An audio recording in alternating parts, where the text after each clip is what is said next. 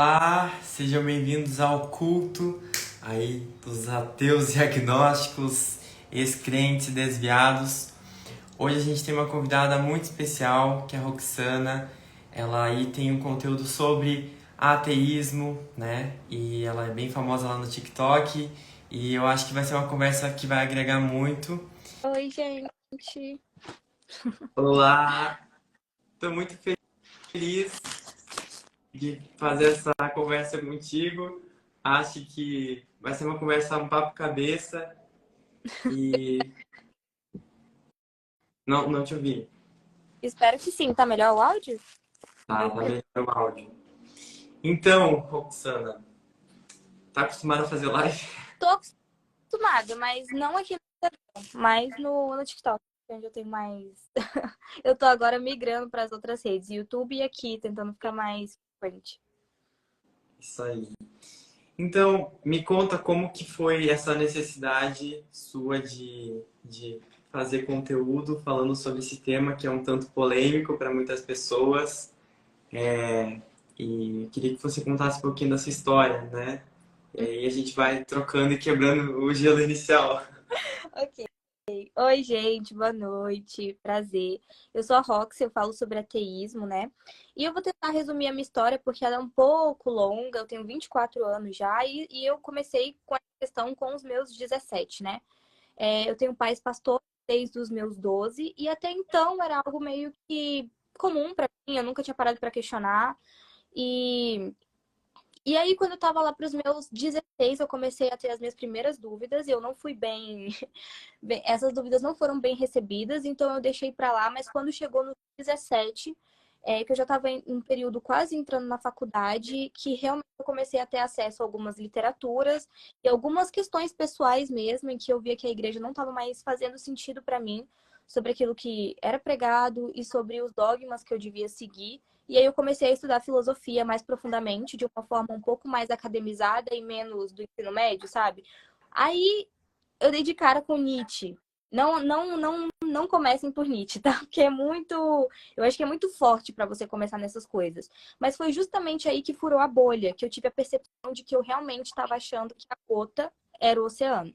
E aí meus pais não aceitaram bem, nada bem. Aí eu saí de casa, passei um tempo sozinha, fui atrás da minha jornada pessoal. E foi muito complicado emocionalmente pra mim, né? Porque eu era muito apegada ao convívio da igreja e era muito apegada aos meus pais. E depois de um tempo eles começaram a aceitar um pouco melhor a ideia e voltei a morar com eles, mas com algumas regras para os lados. Porque eu preciso terminar minha faculdade, agora eu já tô quase terminando, mas na época não. Então eu precisava ali de um suporte emocional, né? E mas eu falei, cara, isso que eu senti, é porque eu me senti muito sozinha, porque eram por questões que as pessoas falavam, isso é muito bobo, é só você fingir que acredita, é só você ir. E eu falei, cara, isso não tá certo.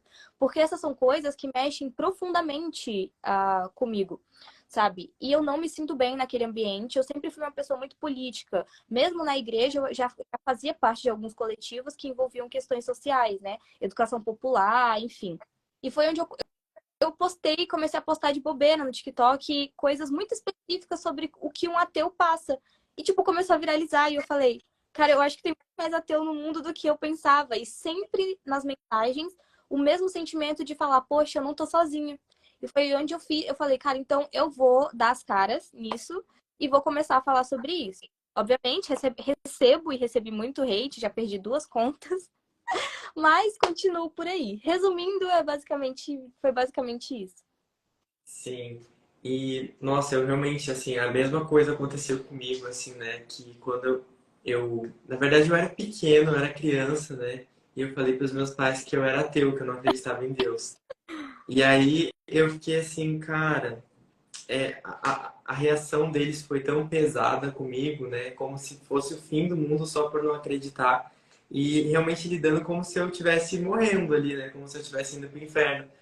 Mas o curioso é que você agora e seus pais se dão bem, assim, se respeitam. E como é que funciona agora esse acordo entre vocês? A dinâmica é que tem uns assuntos que pra mim não dá e tem assuntos muito específicos que pra eles não. Mas o meu pai é teólogo, né? Eu também fiz teologia.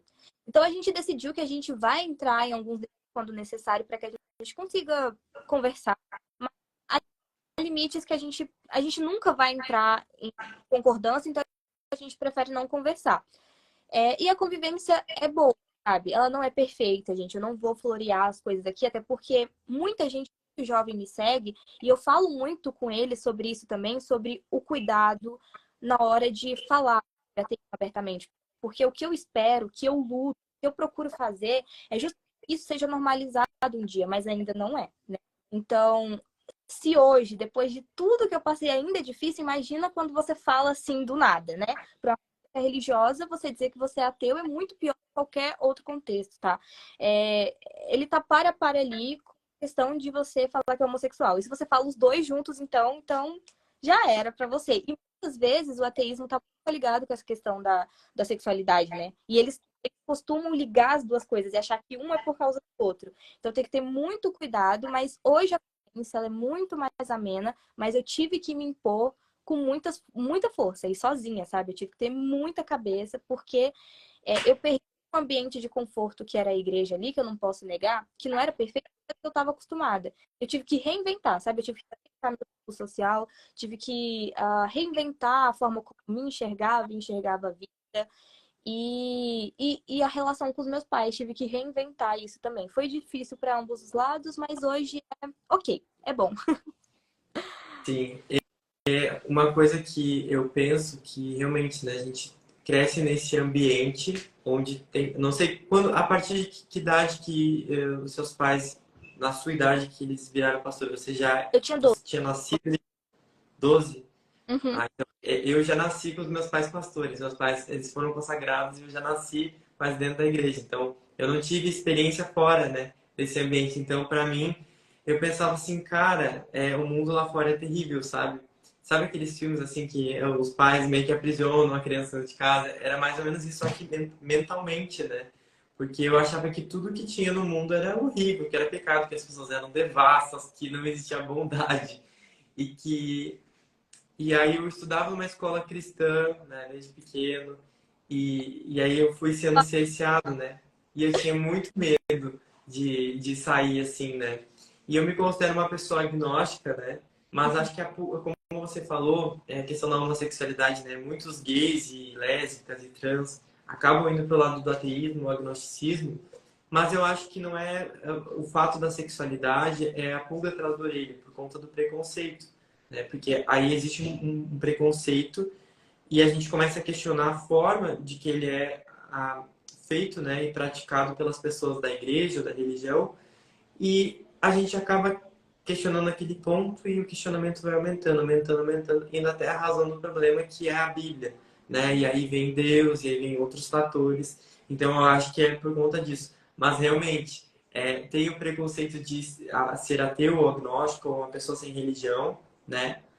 E tem o preconceito, a LGBTfobia, o racismo, e quando une esses três ou mais coisas, aí realmente é difícil, assim.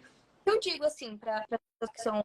Porque eu fiz uma postagem sobre o André Valadão e eu falei, né? Foi uma postagem um pouco mais incisiva para poder bater de frente falando estamos de você.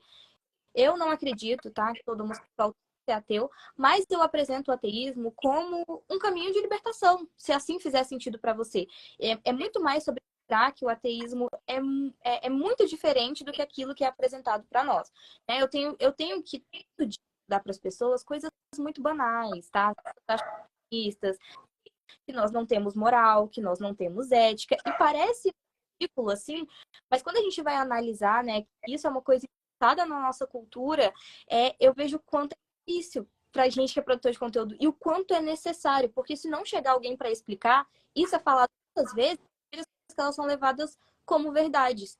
E o que eu converso muito com a galera LGBT é ela porque tem muita gente que nem acredita tanto efetivamente, mas está apegada à ideia, à crença, sabe? Por conta da validação. E o que eu procuro apresentar para essas pessoas no ateísmo é justamente esse sentimento de liberdade que o ateísmo pode ter. Não vai ser para todo mundo, mas ele pode trazer esse sentimento de você parar de esperar essa busca de validação da deidade e da instituição, entende? E tenho tido bons resultados, assim, mas não achem que isso é pregar a palavra é esclarecer as pessoas, é tirar as dúvidas delas, e mostrar para elas sobre o que é realmente ser ateu. Muito menos, ai, pior do que parece. Sim. Normal. Uma coisa que eu percebo é que, assim, ó, na verdade, assim, tanto a igreja católica como a evangélica, né, eles sempre foram muito proselitistas de falar para as pessoas que aquilo é o certo né, e falar para todo mundo. Tem essa questão da evangelização, né? Sim. E quando a pessoa é ateísta ou agnóstica ou sem religião, acho que até agnósticos, né, que são o pessoal que mais não se posiciona assim, né? Eu sou agnóstico, mas eu sou agnóstico posicionado. Porque até é um ponto. Porque assim, ó, o que acontece? O agnóstico, as pessoas acham assim, eu acredito, não posso não acreditar em Deus, mas não, talvez tenha crenças em outras coisas da espiritualidade. Porém, tá, não vou falar, não vou tocar no assunto, eu não vou me posicionar, porque tanto fez, tanto faz.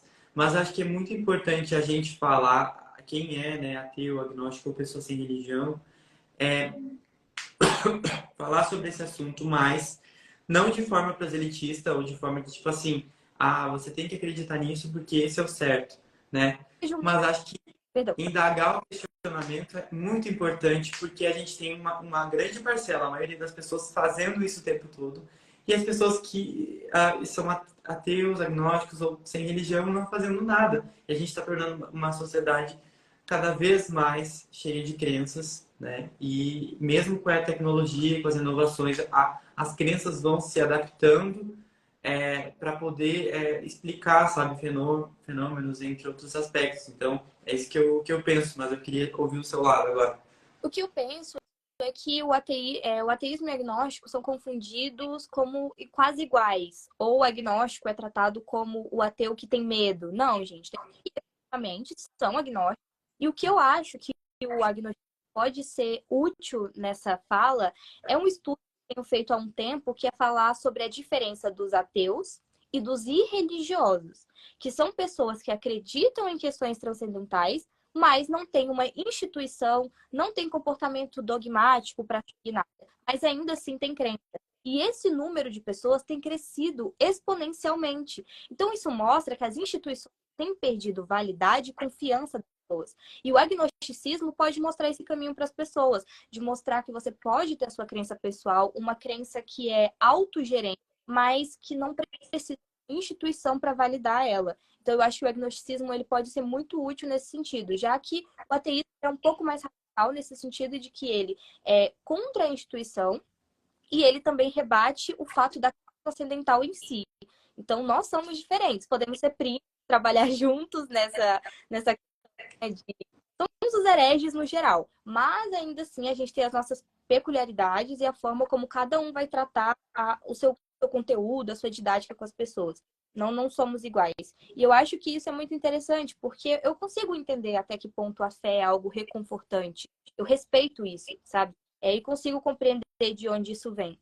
Mas, para mim, o principal ponto não é a fé. É um debate mais filosófico, e sim a institucionalização da fé, que é colocar dentro de uma instituição em que você tem que obedecer coisas cegamente. E isso tem sido quebrado, e acho que o agnosticismo poderia se movimentar mais, por exemplo, nesse sentido. Foi mal, eu falo demais. Não, eu adoro, é isso que eu quero. Eu quero gente que fale mesmo, que abre mesmo. Depois a gente pode fazer vários recortes, né? Sim. Ah, mas assim, ó, realmente assim, um dos pontos eu acho que eu era uma pessoa ateísta e acabei virando agnóstico, porque eu comecei, quando eu fiz a ruptura com a religião, eu realmente entendi assim que nada fazia sentido, entendeu? Tipo, não acreditava em nada. Eu não acredito em vida após a morte, eu não acredito em Deus, não acredito na Bíblia, não acredito em nenhum Deus, né? Então, nesse ponto, eu acredito que sou ateísta, porém me considero agnóstico por acreditar que existe uma força maior e acreditar que possa existir a possibilidade de existir algum mundo em outra dimensão. Mas eu considero, entende? Eu não nego isso, então por isso eu me considero agnóstico. É um ateu agnóstico. Tem essa nomenclatura, assim. Tem ateu agnóstico. E tem um cara no TikTok que ele se nomenclatura exatamente dessa forma, que é o Centro Melas, é o arroba dele. E ele fala exatamente. A gente conversa aqui, a gente conversa. E tem a questão tem agnósticos, né, teístas, que aí acreditam em Deus, porém não nessa coisa institucionalizada, ou tipo assim, em que existe um Deus único que talvez ele se manifeste em diferentes formas, mas enfim. Mas eu realmente sou contra assim, qualquer tipo de dogma, né? Mas uma coisa que me fez, eu acho que deixar de ser totalmente ateísta e me tornar agnóstico foi a questão, eu acho que de realmente questionar, que eu não gosto de me limitar assim e não. Eu sou uma pessoa que eu gosto da pluralidade de pensamento. E eu também acredito que o agnosticismo é uma coisa, é um caminho muito bom e que eu consigo ficar no meio, né? Ali, assim, eu consigo conversar com muitos crentes, conversar com muitas pessoas que são da Umbanda, né? E entender muito elas, porque eu considero muitas coisas do que acontece ali, entendo que possam haver curas, por exemplo, mas eu não acho que seja uma entidade ou um Deus que faça isso, mas acho que possa ser a própria crença, da pessoa acreditar tanto naquilo que ela consegue ser curada. Isso que eu via na igreja. Eu realmente vi muitos milagres acontecerem na igreja. Eu ficava chocado como que a pessoa conseguiu, talvez superar um câncer ou superar alguma coisa. Tudo bem, ela fazia. E Eu aí tenho ficava assim. opiniões para isso, que não é uma verdade absoluta, mas geralmente os ateístas enxergam, que vai ser o viés de confirmação. Que é, por exemplo, eu tô com câncer. E aí eu falo, eu digo que estou pedindo para Deus me ajudar. E efetivamente, daqui uns 4, 5 meses, eu venho porventura me curar. Principalmente por algum tratamento e etc. Ou até o próprio efeito placebo, tá? O efeito placebo, às vezes, você não precisa de um remédio, só precisa da sua mente. Se sua mente estiver bem, você tem mais propensão a se curar melhor de algumas situações. Então, você acaba se curando, então você, em uma questão que não tem uma ligação lógica ou de causalidade, você diz que aquela cura tem efetivamente a ver com a deidade. É assim que o ateu vê. Mas eu não acho que essas coisas, elas são fáceis de ser ditas e não acho que a gente tem que ser grosseiro na hora de apresentar isso, entende? Mas a grande questão é que tem muito ateu chatinho, mas como a gente sabe que a religião é muito mais numerosa, quando a gente vai na nossa posição que é assim, dizem que estão sendo intolerantes. E isso que a gente também tem que compreender. Nós temos direito de ver as coisas assim. Eu tenho o direito de achar inválido, o direito de achar inverídico, eu tenho o direito de achar a sua afirmação incorreta. Claro que a forma como eu digo tem diferença, mas eu tenho direito. E muitos religiosos não conseguem compreender, não conseguem engolir, não conseguem tolerar. E esse é o principal ponto do meu conteúdo. Mais do que tentar provar ou fazer você virar ateísta, é que você respeite o meu ponto de vista e compreenda que eu sou amparada por lei e socialmente para não acreditar, entende? Mas eu entendo de onde vem o seu pensamento. É, uma coisa que eu acho também é que eu, sendo agnóstico, além de conseguir conversar com todos esses públicos, né? E inclusive conseguir não mudar o pensamento de alguém, Uhum. mas conseguir fazer com que a pessoa levar ela ao questionamento e ela tomar a própria decisão dela.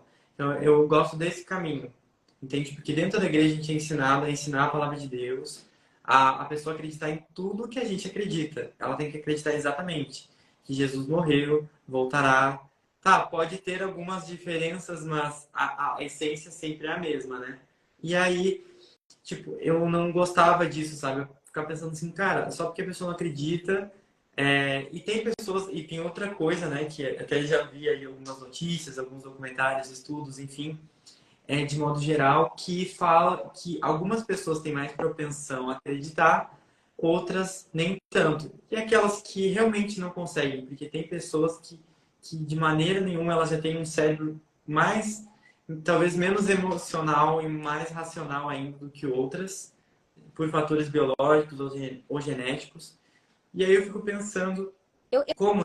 eu desde a fui uma criança assim extremamente curiosa. E eu lembro com 16 anos que eu escrevi um texto, eu gostava muito de escrever e eu escrevi, né, que Deus era uma incógnita e meus pais lidaram muito mal com essa questão, sabe? E eu não culpo eles, eu não tô aqui para demonizar os meus pais, tá, gente? Mas eu tô aqui para falar a realidade e eu consigo entender por que que eles agiram assim, mas não é a melhor maneira. E eu que não sou mãe, tenho muita dificuldade de falar isso, porque tipo, tudo que eu falo é invalidado. Mas, bom, eu sou filha.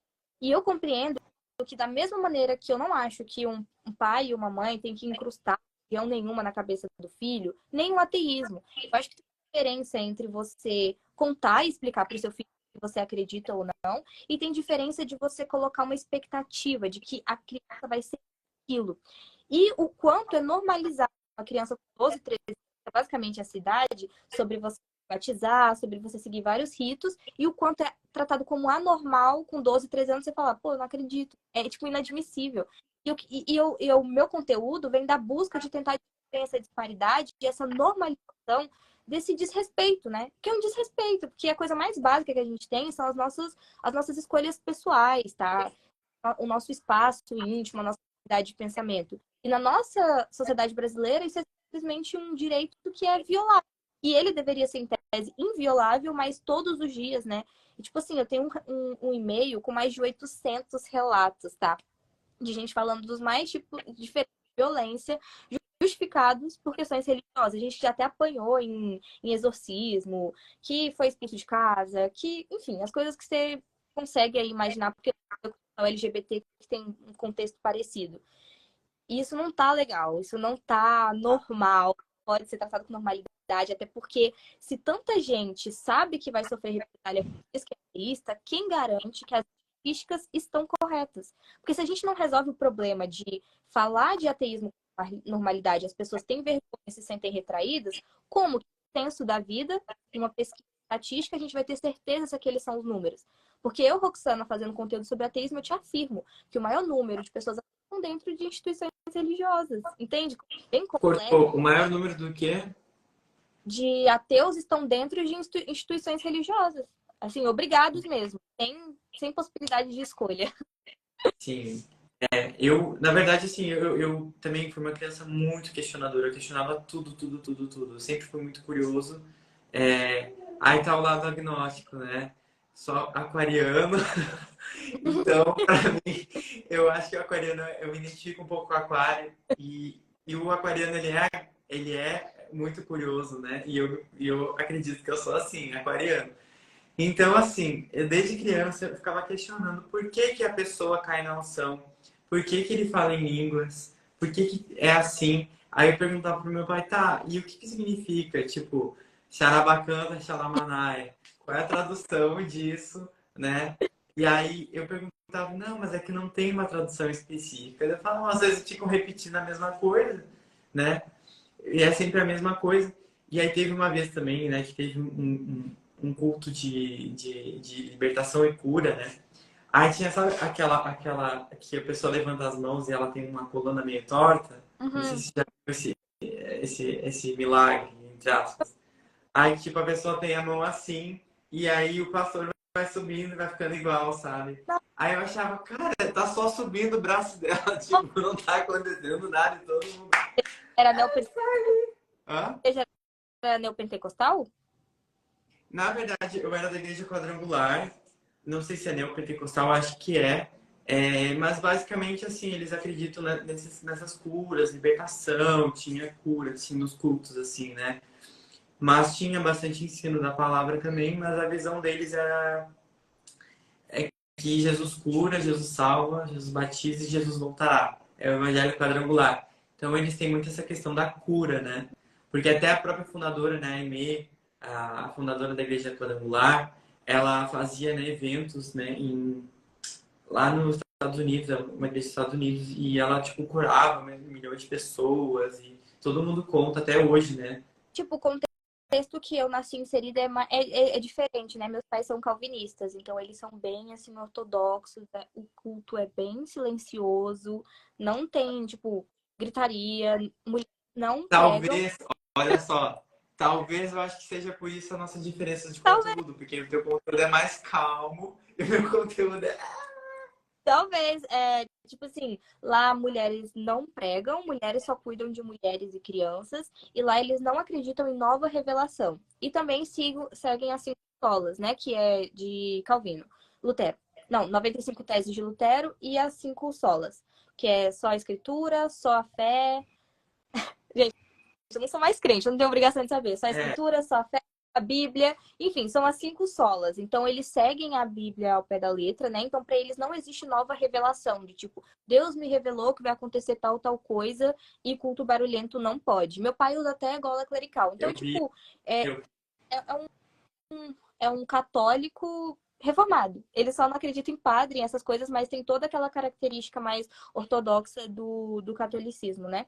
Então, por muito tempo, era muito, sabe, que essa questão da castidade, modéstia. Eu era dessa. Aham. E expresso em mim, tá? Até hoje.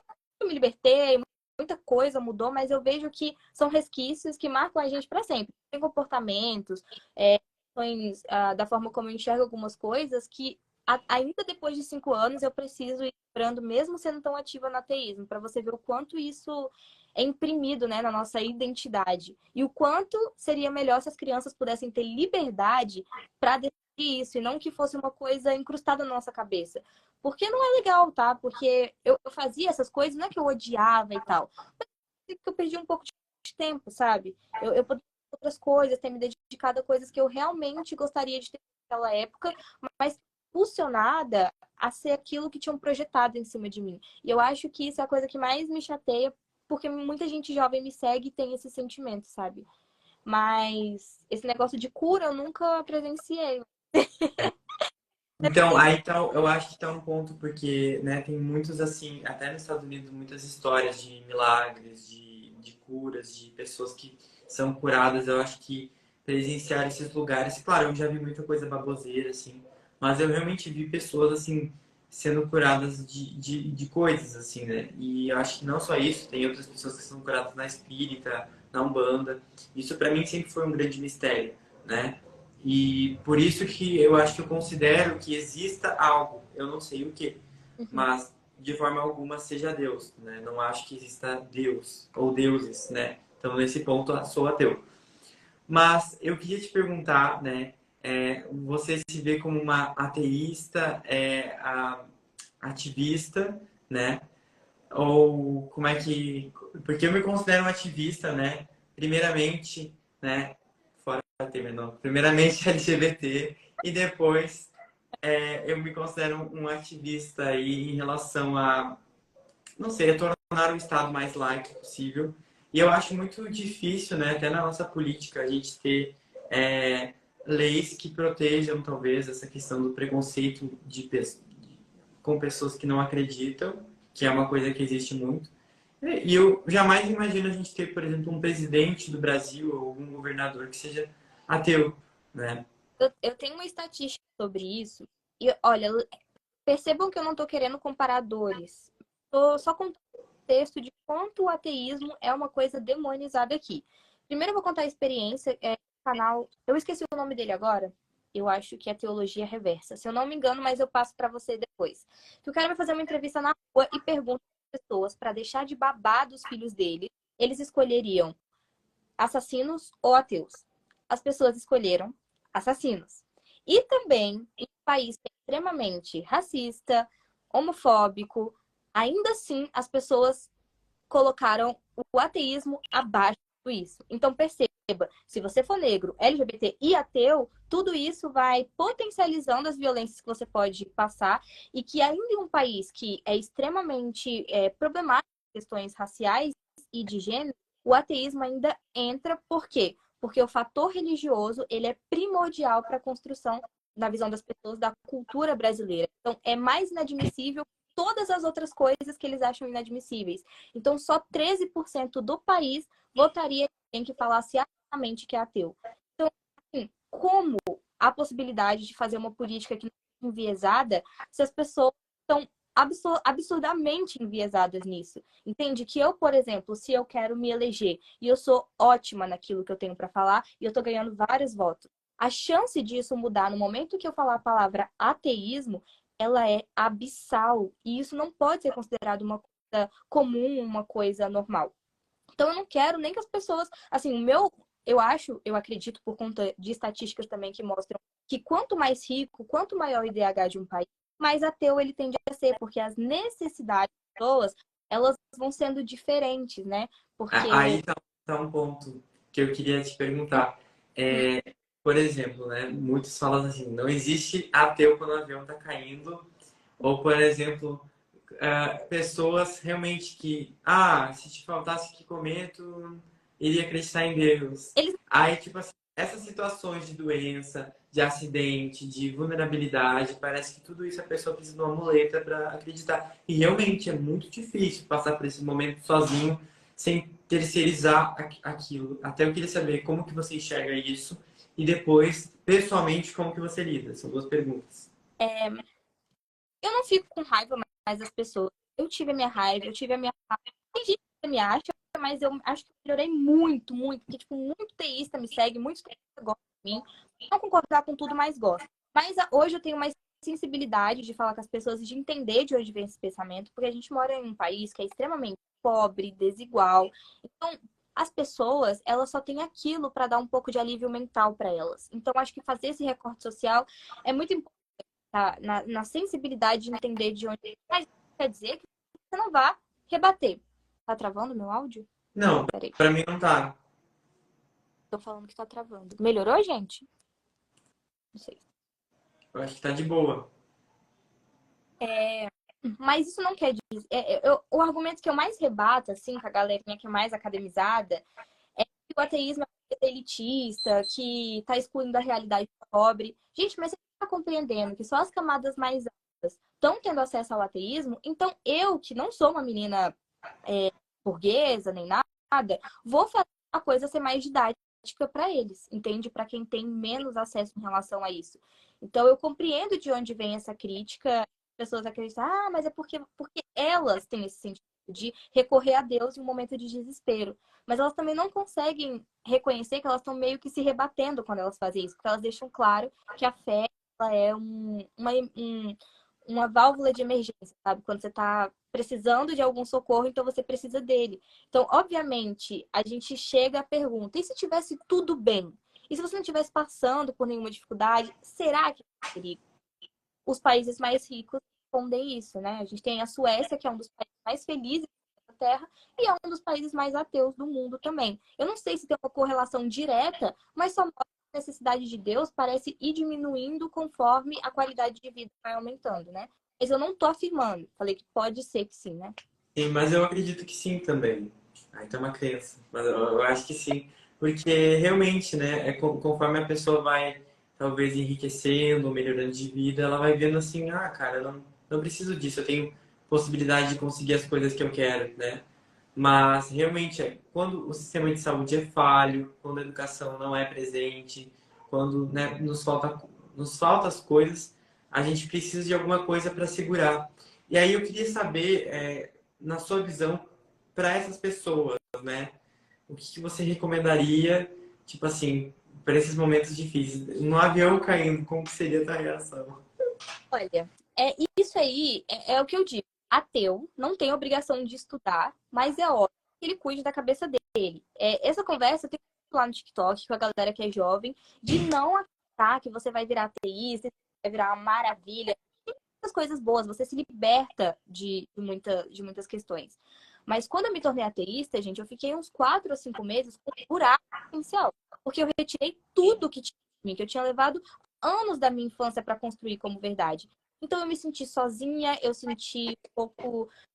Você compreender, chegar à conclusão de que a vida não tem sentido, ela é muito boa, mas antes ela tende a ser muito ruim, porque você se sente, sabe? Gente, vai ter um barulho de igreja, porque tem igreja católica aqui, igreja do lado e igreja na frente, Tá tudo bem, aqui é culto mesmo. ironicamente. Amém. Então eu fiquei com um buraco existencial muito, muito grande. E aí a filosofia foi o que me salvou, foi o que me ajudou a compreender. E isso é uma construção, tá? Então, você aconselha o quê? Eu aconselho a você respeitar o seu tempo. Porque você chegar à conclusão de que a vida é finita, de que morreu, acabou, é uma coisa que é pessoalmente, é subjetivo, sabe? Como você vai engolir tudo isso. Pra mim demorou um pouco, mas hoje é uma questão de paz pra mim. E eu levo muito o lema de Nietzsche. Eu não sou nietzschiana não, tá? Mas é que ele vai falar sobre amor fati, né? Sobre você compreender e valorizar o agora. Sobre você justamente entender que a vida é valiosa porque ela é finita. E você começa a ver a vida de outra maneira. Porque quando a religião ela te prende à ideia de um mundo que está por vir, ou que esse mundo não é o correto, ou que esse mundo é só uma passagem, aí você está tirando o valor dela. Porque ela é só uma pequena passagem. Mas quando ela é única, quando ela é a única experiência de vida que você tem, então você tem que valorizar, você tem que viver da melhor maneira que você pode e que você quer também. Então, foi isso que me fez entender. E nesses momentos de urgência, o que resta, gente, é gritar, chorar e morrer. Não tem outra coisa. O ateísmo não tem essa fórmula. O ateísmo não vai amaciar nada. A gente compreende que a vida ela é constante e que a gente tá à mercê. Eu acredito que a vida é um conjunto de sorte ou falta dela. E na medida que dá, a gente toma algumas decisões, entende?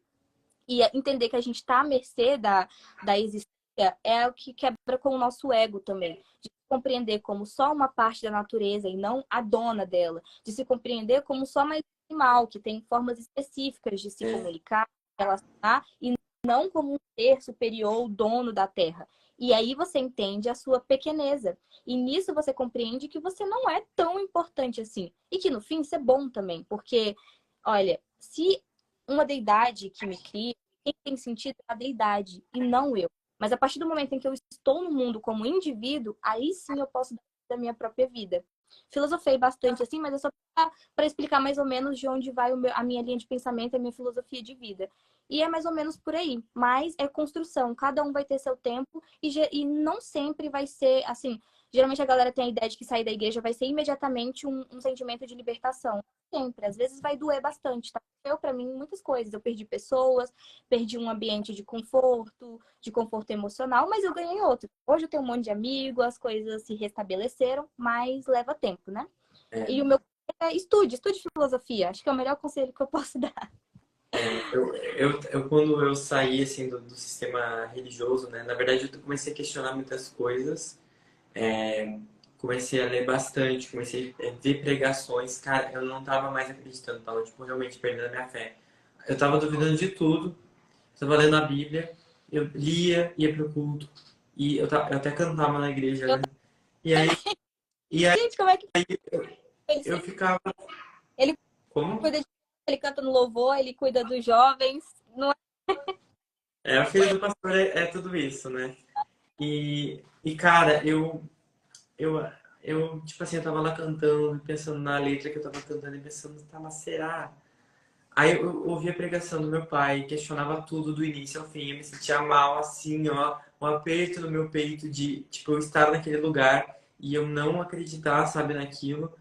E eu comecei a me sentir mal realmente na igreja, né? Eu senti uma energia pesada, senti uma energia, assim, muito, assim, um peso realmente como se fosse na minha cabeça, nos meus ombros. Eu me sentia extremamente tenso, pesado. E aí eu comecei a estudar sobre várias religiões, né? Eu comecei a ler sobre espiritismo, comecei a ler sobre Umbanda, né? E a outros lugares que para mim era proibido, né? E até meu pai tinha um livro de religiões, né? Trancado a sete chaves, que falava sobre várias coisas, sobre bruxaria, sobre um Não monte de podia. coisa. Comecei a testar tudo. Testei tudo que eu podia fazer. E aí eu gostei bastante do budismo, né? Do budismo Zen, que tem muito essa questão da preocupação com o todo. E o que me chamou a atenção no budismo é que é uma das poucas religiões que não acredita em Deus, né? Então eles não acreditam em Deus. Eu considero que o budismo é uma religião mais agnóstica do que ateísta, tá? Porque apesar de eles não acreditarem em Deus, eles têm essa questão de renascimento, Eu acho de tipo assim. do que tipo um teísmo mesmo. Então, é diferente a configuração do budismo. Nietzsche e Schopenhauer vão tirar o pensamento dele do budismo, né? Que são dois ateus aí conhecidos pela escola filosófica do pessimismo. Então, eles vão ver positivamente muitas coisas que o budismo fala. Eu acho que, assim, é ótimo, mas ainda assim não me apetece. Eu não me apeteço por nada que tenha qualquer dogmatismo, sabe? Eu não detesto e tal. Mas, enfim, eu sinto que funciona. Eu me sinto sempre presa. E eu já tentei outras religiões também. Eu vou falar uma coisa polêmica que eu nunca falei. Meus seguidores nem sabem disso, ninguém sabe disso. Recorte. Eu já me apeteci um tempo pelo Islã, sabe? Porque eu sou uma pessoa que tende a ser radical. E eu falava, cara, se for pra seguir uma coisa, que seja radical mesmo. Então eu comecei a pesquisar, li uma parte do Alcorão, assim, obviamente vi que não era pra mim. Eu sou uma mulher totalmente progressista e tal. Então tem questões pra mim aceitáveis, mas eu já flertei assim com coisas bem, eu sou bem mais radical. Então, eu definitivamente entendi que o TI, acreditar em deidade, realmente não era para mim. Sim. Definitivamente. E eu acho que eu gosto assim desse universo das religiões, né? De estudar e ver, né? Eu acho muito bonito as religiões assim em geral. Tem coisas muito legais e coisas que a gente pode aprender e extrair do que as pessoas fazem. Porque se tem muita gente ali, tem alguma coisa. Existe alguma compreensão, existe alguma coisa válida para a gente extrair, pegar e construir nosso pensamento. Eu não acho de todo mal que aprendi na igreja. Eu aprendi muitas coisas. Eu, tipo assim, eu era uma criança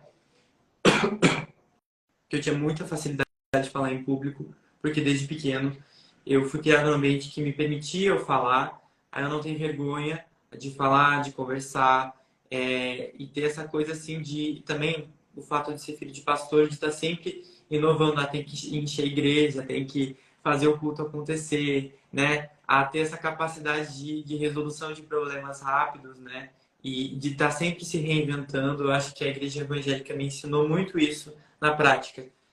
Mas sobre o budismo, não, eu não sou budista, tá? Nem eu me apeteci pelo budismo por conta da questão deles se considerarem o budismo Zen, né? Uma linha da que eu li ateísta. Porém, dessa questão assim da filosofia de vida deles, né? Da compreensão do todo.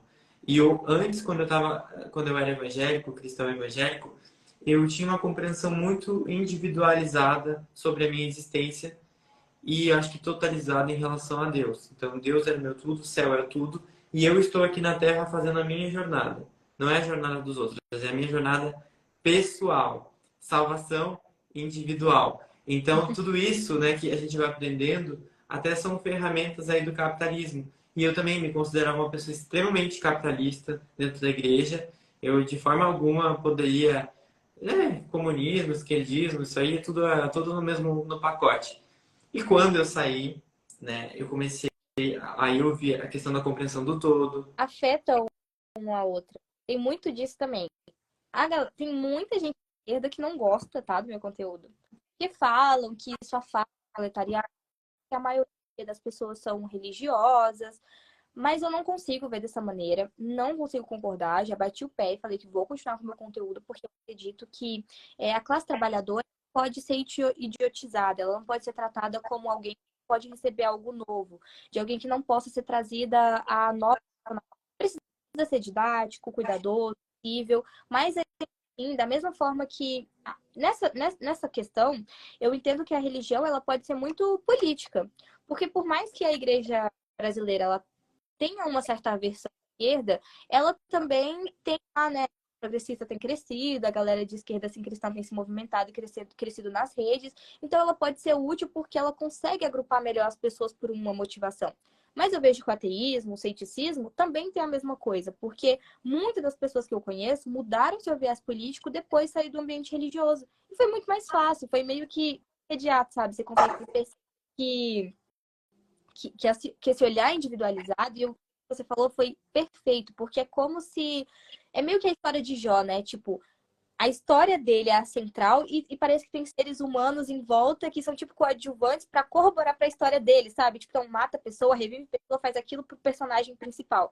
E no cristianismo a gente é muito acostumado a fazer isso, né? Tipo, então, tipo, aconteceu uma coisa ruim, a gente perdeu alguém que a gente ama. Ah, mas é porque tinha um propósito na sua vida ou na vida de alguém. Não, tipo, uma pessoa, a gente Aí perdeu. vou levantar outra polêmica, né? Isso não só na igreja evangélica, mas também espiritismo, constelação familiar, essas outras coisas que aí muitos desviadinhos acabam indo para esses caminhos e, tipo, basicamente é uma igreja também, né? Que é maldição geracional e constelação familiar são coisas que se assemelham em partes aí, em grandes momentos aí.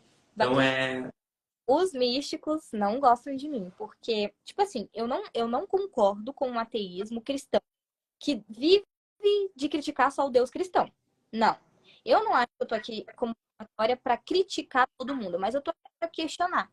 E o que me bate forte é a questão de karma. Para mim, isso é muito ruim. Porque a gente está falando sobre pessoas que às vezes passaram por situações muito complicadas, muito humilhantes, muito degradantes. E ali, acima de tudo, elas têm que se culpar e têm que compreender e se conformar de que aquilo tinha que acontecer daquela forma, sabe? Para poder pagar algo feito na vida passada em que ela não acreditava, que ela não lembra, quer dizer, ou para poder cumprir algum propósito maior de qualquer deidade. Entende? Então, agora você consegue aprender, e eu até peço pro chat ter paciência, porque eu sou ateísta, gente. Eu vou ter que falar as coisas dessa maneira, e é como eu enxergo. Mas, e eu consigo debater respeitosamente, mas não consigo entender que as pessoas se sentem desrespeitadas quando eu vou questionar isso. Porque muitas vezes eu tenho que falar isso para proteger um grupo de pessoas que muitas vezes estão ali se sentindo culpadas, que estão ali se conformando com situações de violência e tão cegas, sabe? Porque foram ensinadas de que simplesmente as coisas acontecem porque tem que acontecer, porque é assim mesmo. E essa, para mim, é a parte mais difícil de qualquer questão dogmática, religiosa, porque traz uma medida de conformismo que, para mim, tem que ter cuidado para ela não se tornar perigosa, sabe? E muitas vezes é. É, é bem isso mesmo. Mas, bom, vamos agora falar sobre a questão de aqui o que uma pessoa perguntou. Hum. O Teus Bate, não sei se você conhece, mas ele falou assim, ele ou ela, tá, enfim, sempre quis saber e acho legal perguntar agora. O ateísmo é sobre negar 100% a existência de um Deus? De Deus, de qualquer idade. Mas existem, tá?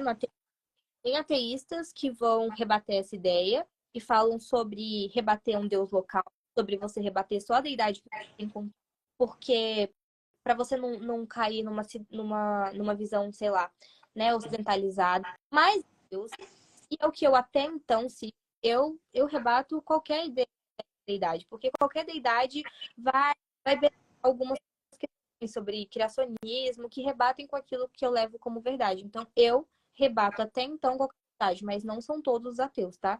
Existem aí vertentes que vão ter outras linhagens de pensamento. Tem um cara que é muito bom, você pode até seguir ele depois, que é o Ari. Ele é inteligentíssimo. Ele me explicou em live sobre essa nova questão aí que tem ateus rebatendo. Mas eu sou qualquer da idade.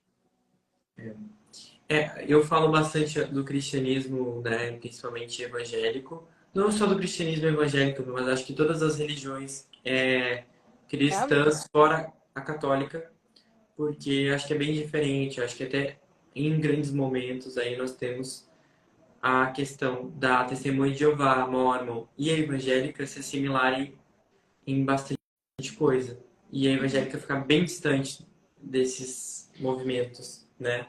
Por conta das imagens, por conta de Maria, né? E eu acho que eu aproximo muito um público aqui de não só evangélicos, como também todos os outros, né? Calvinistas, ou arminianos, ou presbiterianos, né? Presbiterianos, calvinistas, mas a questão também dos testemunhos de Jeová, mormons, adventistas, né? Então toda essa galera tem histórias muito semelhantes, que são bem diferentes da católica. Então eu vou falar bastante sobre esses assuntos aqui, porque é uma coisa que mexeu comigo, é o que eu sei falar. E sobre as outras religiões, né? Acaba muita gente aqui conversando.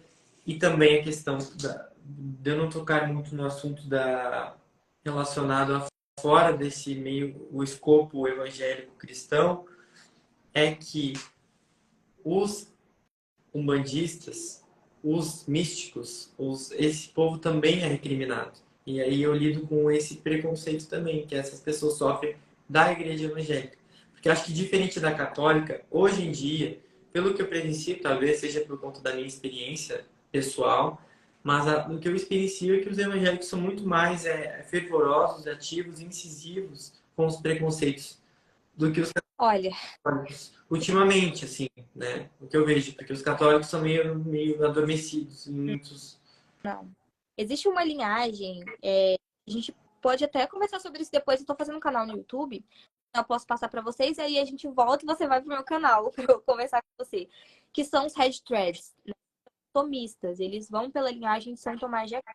E esses foram pessoas que me ameaçaram disto, de várias coisas. Então, assim, essa falsa ideia de que os católicos eles não são tão radicais, ela não é verdade. O que acontece é que tem uma quantidade maior e tem uma nomenclatura diferente que são os não praticantes, que ela não é tão comum entre evangélicos. Mas eles em si, mesmo não questão das imagens e etc., eles na sua vertente, assim, eles têm muita coisa parecida envolvida no preconceito. E o que você fala sobre as minorias é completamente verdade. Eu quero que as pessoas entendam aqui que os ateístas são aliados das minorias religiosas e que existem duas vertentes de debate. A filosófica, a pessoa quer, tá? Quando ela aceita esse debate sobre o porquê você não. Mas existe também o debate político, social, que é o que principalmente o ateu ativista, que é o que eu faço, rebate. E nisso também envolve proteger as minorias religiosas. Isso não quer dizer que eu acredite, eu vou continuar não acreditando, vou continuar achando que não é verdade, mas eu compreendo que está em uma situação tão fragilizada quanto a minha. Entende? Mas essa é a ideia de que os católicos são. Não, não, não. Os católicos são. Mas na minha vivência pessoal, né? A gente aqui tem públicos diferentes. Na minha vivência pessoal, os católicos, eles são muito agressivos, na verdade. Porque eles têm uma ortodoxia muito forte.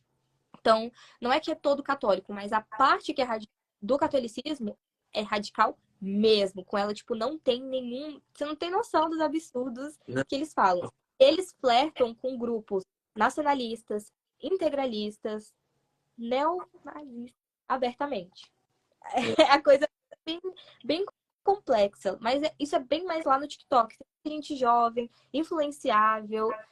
Esses dias, meu filho, eu quase chorei de raiva por perceber, tipo, o público que eu tava lidando são pessoas que estão indo por um caminho assim que se a gente não bater o pé, se não haver pessoas como você, eu, o Sem Churumelas, a Helena, não sei se você conhece, ela fala sobre ateísmo também. Essa Mas galera até toda. aí tem um ponto também que eu converso muito, né? Aí tá o meu ativismo LGBT, que é a questão que eu sempre falo das igrejas inclusivas, né? Eu não estou falando das igrejas inclusivas que, por exemplo, aquela igreja que ela vai acolher o LGBT, vai ter uma abordagem ali maquiada, vai receber ele, vai dar carinho, vai dar amor, vai...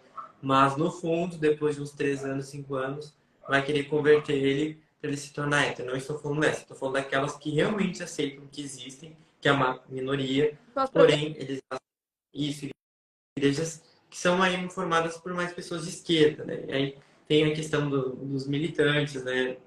Do movimento negro, que são cristãos, né? Então, eu tenho aqui na página militantes do movimento preto, né? Que são agnósticos ou ateístas e têm uma posição muito forte em acreditar que o evangelho é uma coisa racista, né? Que perpetuou a escravidão. E tem outro ponto e tem outro público que também segue aqui que fala justamente o contrário, né? E aí eles acabam nessa Brigando, dualidade. E, entendo perfeitamente. e os LGBTs também. Mas, assim, acima de tudo, sempre vai ser a minha luta como a luta social desses grupos, né? A gente tem que entender o social. E outra coisa, é a possibilidade de discordar, de dialogar, de ter essa conversa que eu e você, apesar de discordar em muitas coisas, a gente tem. Que eu tenho com o pastor Hermes, por exemplo, entendeu? Ele é uma pessoa muito inteligente. E eu tenho discordâncias enormes com ele, mas eu respeito e acho que o trabalho dele é importante para a transição da nossa sociedade, para que porque a partir do momento que vem um líder religioso cristão que não tem um posicionamento, claro, que alguns pontos na minha visão pessoal vai ser proselitista, tá? Isso não tem como, mas que é menos, pode ser menos, né? Já é melhor para a gente do que pessoas que são mais agressivas e não conseguem realmente conversar e elas preferem se emburrecer totalmente. Agora vai estar melhor a iluminação. Acho que vai estar bem melhor. Eu, eu já participei de live que tinha na mesma live um budista, um bandista, cristão, evangélico, os cristãos brigaram entre si, já debatendo, já... E isso tem que ser tratado com naturalidade. E o pouco mais baixo é que até pode até estar mais fácil. Mas a grande questão é em casa, sabe? Percebo que a dificuldade está nos lares, sabe? As pessoas sofrem muitas violências veladas dentro de casa e isso me preocupa um grau alto. E por isso também que eu falo bastante sobre o meu pai sem vergonha, sem, sabe? Porque às vezes as pessoas falam, nossa, mas seu pai é pastor. E... Não tenho vergonha, porque eu compreendo que ele, da mesma forma que eu tenho que ter a minha liberdade de seguir aquilo que eu acredito, também tem que ter. Mas que a gente tem que coexistir junto. E muita gente também fala assim, Patel, então sai de casa, sai da casa do seu pai, então. eu estagio e tal, meu pai me ajuda e tudo, mas há um suporte ali. Mas olha só o que é incrustado na cabeça das pessoas. Se você não pensa como eu, então eu não quero conviver com você. E isso é tipo, é o que é perpetuado, tipo, nas famílias e nas casas das pessoas. Eu acho isso triste, sabe? Porque eu já tive que ajudar muita gente, assim. Teve uma menina, coitada, que até trancar a mensalidade da faculdade, a mãe trancou depois que falou que era ateísta, sabe? Mandou ela embora. Então, É, é isso que acontece, né? Mas aí eu também me coloco na posição que aí eu tenho que me cuidar, né? Talvez não fazer o que fizeram comigo, pra eu não fazer com outras pessoas ou com os meus filhos. Eu tenho muito, exato. assim, pessoalmente, de eu ter um filho e ele acabar se tornando crente. Eu vou dar toda a liberdade para ele, mas eu tenho medo. Tem uma menina que o nome dela é Andressa e tem a Depois que Pare Duas. Elas são ateístas e elas falam, né, que, tipo, ambas as filhas delas, mesmo tendo lá, em algum momento apareceram falando, mãe, eu posso orar? Eu posso... Pra ver o nível de influência que tem na sociedade. Mesmo crianças com pais ateístas, as pessoas não são capazes de respeitar, tipo, a decisão dos pais. Acabam ali tentando fazer alguma pregação e etc. para as crianças. Mas eu nem gosto de pensar nisso. Não, e outra coisa que assim, eu vejo muitas pessoas na igreja que acabam se convertendo em algum período da vida, tipo, ali pelos 25 anos ou 30 anos, e acabam deixando de falar com os pais porque os pais não acreditam em Deus ou porque os pais têm outra religião, Não. né? E tendo essa relação aí que sempre vem desse outro lado, do cristianismo, ou da religião em geral, que possa ser mais incisiva, assim, né? E eu acho isso muito, muito triste. Eu não tenho uma relação boa, assim, com os meus pais, né? A gente se respeita dentro da medida do possível, mas realmente é sempre uma coisa que vai, assim, me marcar, acho que pelo resto da vida, né? Essa relação de eu ser negado de um lugar de afeto, né? Por conta tanto da minha posição como agnóstico, como a minha sexualidade, né? E eu acho que também por isso que eu tenho a necessidade de conversar, de falar. E meio que meio que eu não escolhi isso, né? Meio que Eu, isso me escolheu.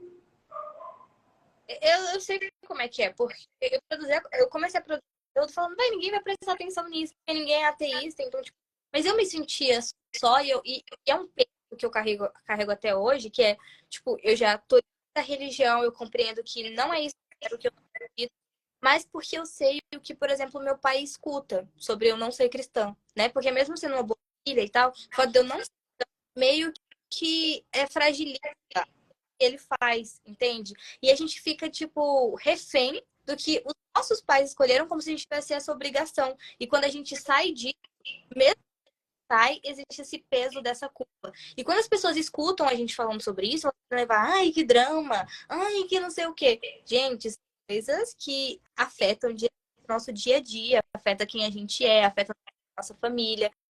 Esse não lugar dentro da família é muito sério.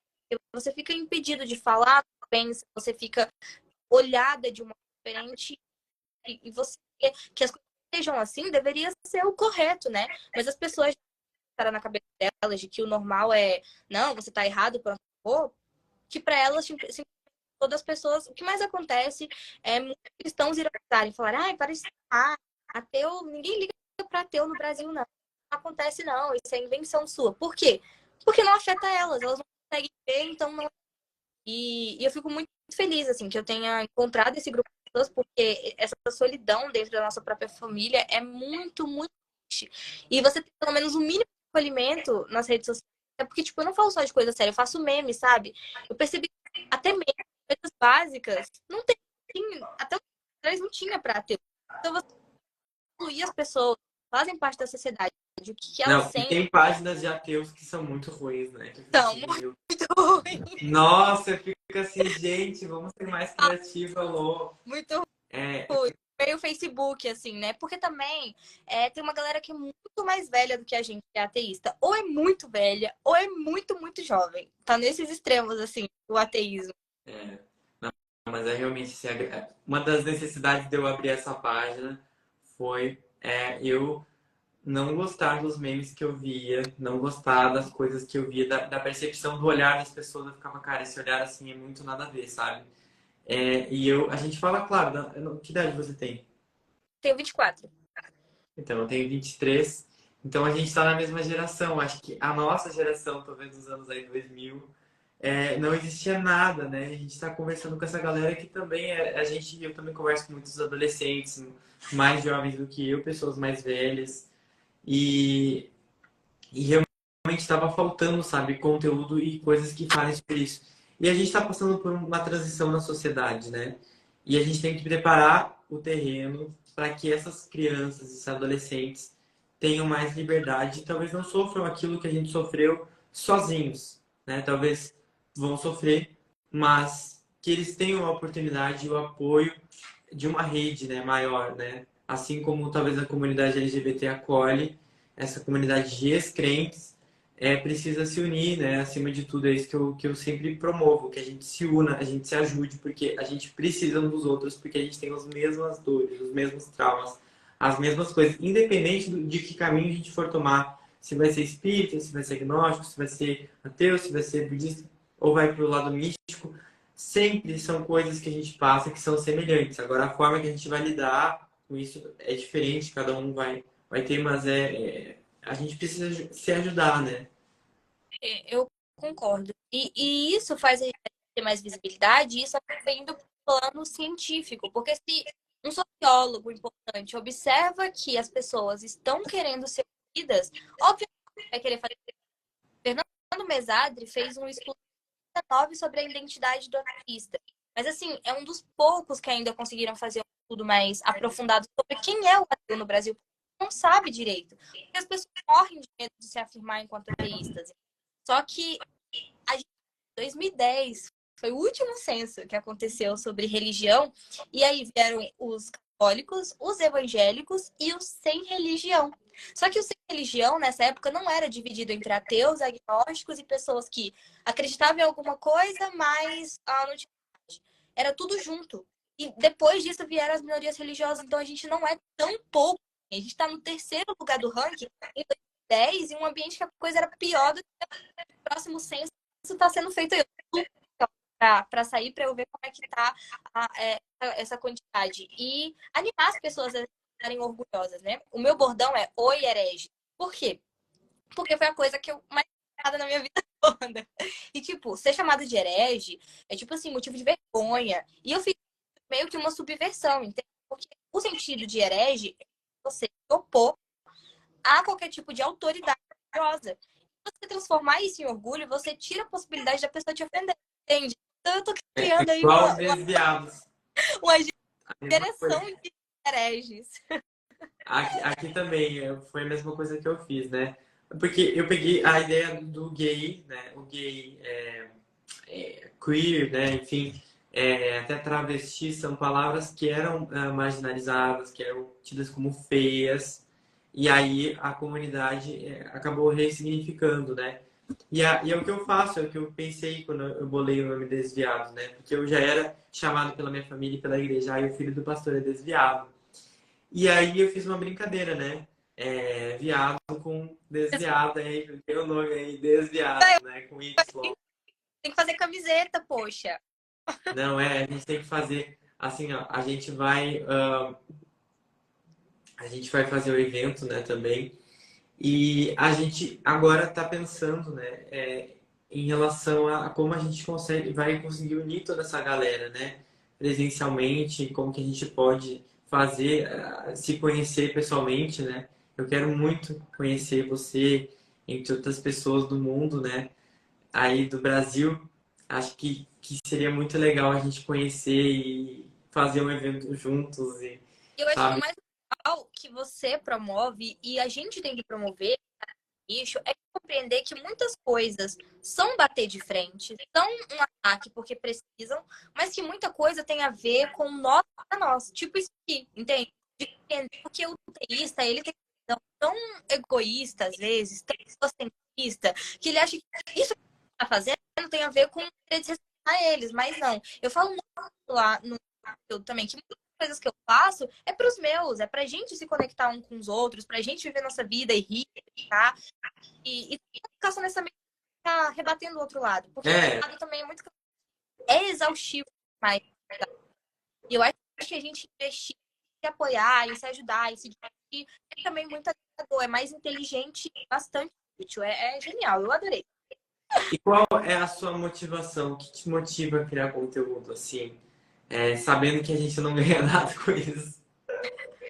É, realmente, a gente não ganha nada, nada. Risada. Na igreja ainda a gente ganha dízimo, né, e tal. Pastor. Preço. É. O que É, te olha, motiva? o que me motiva é as pessoas se sentirem acolhidas. O agradecimento delas. Eu já chorei muitas vezes com as mensagens das pessoas falando, olha, eu achava que só eu sentia isso. Eu achava que tipo, tudo aquilo que eu sentia era uma besteira. Tudo aquilo que eu sentia, eu achava que eu estava exagerando. As minhas crises existenciais, eu não tinha um norte por onde começar a estudar. Eu não sabia o que ler. Eu não sabia conversar com você sobre isso. Você me ajudou muito. Por favor, continue. Então, eu sinto que hoje, meio que sem querer, como você falou, eu tenho responsabilidade de ser cara dessas pessoas que não têm coragem ou que não tem como, sabe? Porque eu já fui essa pessoa. E eu lembro que a primeira vez que eu assisti um vídeo de Pirula, ele é incrível. Eu Ah, eu chorei, adoro ele. Adoro, adoro, adoro. porque eu sou muito emotiva. E tem muito isso também. Tem uns amigos meus ateus que me chamam de pseudo-cristã, porque eu sou muito afetiva, eu sou muito do conversar, eu sou muito do lado social e menos do lado científico, como geralmente os ateístas são. Eu olho pra galera ateísta mais jovem e lembro da Roxy, sabe? Então, quando eu assisti a primeira vez que eu vi o vídeo do Pirula, eu falei, cara, tem gente como eu, sabe? Quando você tem um alívio e a importância disso, só quem passa sabe. E ser isso para as pessoas é o que me motiva, sabe? Falar, poxa, tem alguém que pensa como eu. Tipo, ontem eu fiz um vídeo tão engraçado que é o ateu que é obrigado a ir para a igreja quando chega no próprio quarto e pode ser ele mesmo. Poxa, parece ser uma coisa boba, mas quantas vezes eu já cheguei exausta de culto, sem querer estar lá, e o que eu tinha para assistir era um conteúdo de alguém para me animar. Então as pessoas entendem que esse conteúdo é feito para Exatamente. elas. Exato, tudo que eu queria era chegar em casa e ouvir alguém que concordava comigo, porque crescer no ambiente, não só filho de pastores, só ser filho de crente já é um porém. Como eu já abordei aqui esse estudo, né, que eu vi, né, aí em alguns lugares, que fala que as pessoas religiosas, elas tendem a ter mais filhos do que as pessoas não religiosas por conta da crescidos e multiplicai-vos, por conta até mesmo da estética da igreja ser um ambiente familiar, de levar a filha, de ter apresentação, de ter batismo da criança, de valorizar a infância, né? Então, é esse ambiente assim onde todo mundo se ajuda, onde a mulher ela vai, sabe? Então, esses papéis que são denominados e as pessoas aceitam esses arquétipos, digamos assim, né?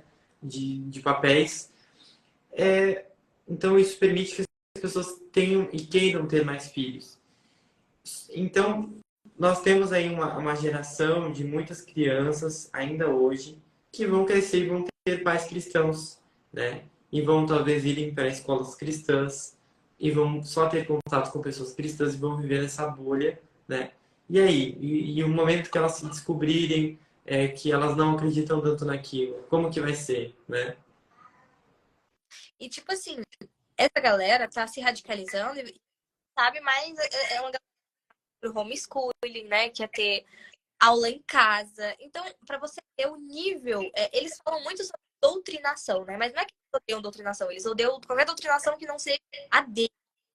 E eu passei por isso, né? E tentar com meus pais e perceber que tudo seria mais fácil se eu só seguisse. Então, quanto por aí, pessoas geniais, senso crítico aguçado, perceberam que a partir do momento que elas eram diferentes, elas iam sofrer represálias, então elas abandonaram aquilo que elas queriam ser, e isso é muito triste. Então, a minha intenção também, claro, não é demonizar a igreja. Eu vejo a igreja como um componente social importante em certo nível, porque essa sensação de pertencimento, de comunidade, o meu pai é uma pessoa que trabalha social, ajuda 240 crianças, que é o Projeto Semente, tem coisas boas.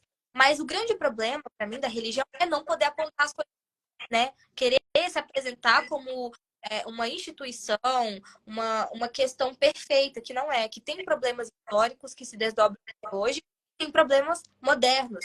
E isso sempre me agoniou. Você falou sobre método contraceptivo. No meu podcast eu conto que o dia que eu falei assim, ó, basta, foi a primeira vez que, assim, que eu... A única vez que eu exaltei com meu pai e falei, pra mim, chega. Eu tava numa reunião de mulheres, elas estavam querendo ensinar contraceptivo errado, sabe? E eu comecei a falar, cara, eu não vou aceitar isso, eu tô indo embora. Eu tô indo embora. Tipo, todo mundo do pastor é doido. Eu falei, cara, eu não vou ficar essa... E aí saí, e aí aconteceu tudo o que aconteceu. Esse foi o topim. Foi exatamente essa questão. O Eu meu tinha acabado, eu tinha acabado de colocar o DIU e eu senti meio direta pra mim. Nada, mas eu sempre tive muito medo de engravidar. E aí, sabe? Eu falei, não, tô fora. Bom, para mim, eu acho que a virada de chave aí foi a questão de...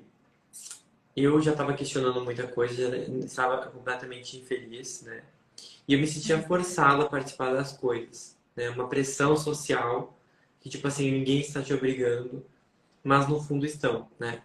No fundo, tá todo mundo te obrigando e a obrigação não é explícita, né? A obrigação realmente é muito implícita dentro da igreja. Porque quando todos estão fazendo, você sente a obrigação de estar fazendo também.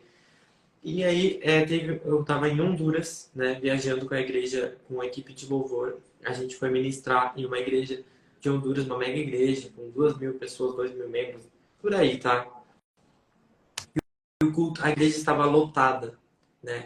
E estava acontecendo lá o reteté, assim, tipo, muito forte, assim, sabe? Claro, diferente da sua, mas, tipo, todo aquele movimento, tava o louvor muito alto, tava tendo danças e pessoas, e aquela unção, aquele momento assim muito forte. E eu estava no escritório, não querendo participar daquilo, porque eu não estava acreditando, não estava me sentindo Bem,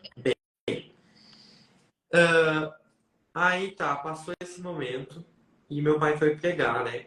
E ele estava pregando sobre rompimento financeiro, né? Que meu pai ele tem uma visão assim que Deus ele quer que a gente prospere aqui na Terra, que a gente tem que prosperar, enfim, sabe?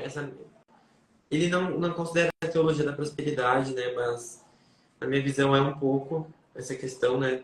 Mas eu fui criado nesse ambiente até que me motivou bastante a ser uma pessoa empreendedora, me renovar. Acho que a igreja evangélica em geral, Bola de Neve, Lagoinha, essas de parede preta, todas têm essa linha meio de que a gente precisa dar as coisas, claro, não tão agressiva como universal. É uma coisa mais, né, que não é tão obrigada, porém é incentivada. E aí, eu tava assim, ai, cara, puta merda, não tô aguentando, vou embora. Cara, eu tava assim, ó, me segurando, minha perna tava tremendo, eu não tô aguentando, vou embora. Aí eu fui pro escritório. Aí eu tava vendo o culto pela televisão, era uma mega igreja, tá? Eles são muito ricos. Tipo, o pastor tinha um Camaro, ele entrava de Camaro dentro da igreja lá em Honduras. E aí tava lá no escritório pastoral, tudo muito chique, tudo muito legal, tinha uma televisão zona, e aí eu conseguia ver o culto que era gravado, eu conseguia ver ali naquele camarim, digamos assim, né? E tinha comida, tinha tudo. Como filho de pastor, viajei para vários lugares e eu me sentia assim, muito famoso, sabe? Eu adorava ser bajulado, adorava. eu serei famosa. Ai, era tão bom. Eu não sei como é na igreja de seus pais, mas assim, meus pais iam para os lugares, as pessoas presenteavam eu, presenteavam meu irmão. Era sempre um grande momento e eu sempre me sentia muito amado e muito acolhido ali pelas pessoas, né? Aí eu tava lá, comendo meu bom, sei lá, cereal, sei lá o quê. E aí eu vi que começou o pessoal lá cair na unção, né? E aí a pastora, né, que ela falava espanhol, a pastora Nené, que ela considerada profeta. Ai, citei o nome, acho que não era pra falar. Enfim. Bom, enfim, ela é considerada profeta, ela é muito famosa lá em Honduras. E aí ela me chamou lá na frente, falou, Betuel, onde está el hijo del pastor? Marcos, né, que é o meu pai, começou a falar espanhol lá. E eu, não. Eu fiquei assim, não pode ser. Cara, veio dois diáconos me puxarem pelo braço, assim, ó. E eu falei que eu não queria ir. Eles me puxaram e me arrastaram até lá no altar, né? Tá. Naquele palco, um monte de gente onde era transmitido, tava ao vivo pro país inteiro. E eu assim, puta que pariu.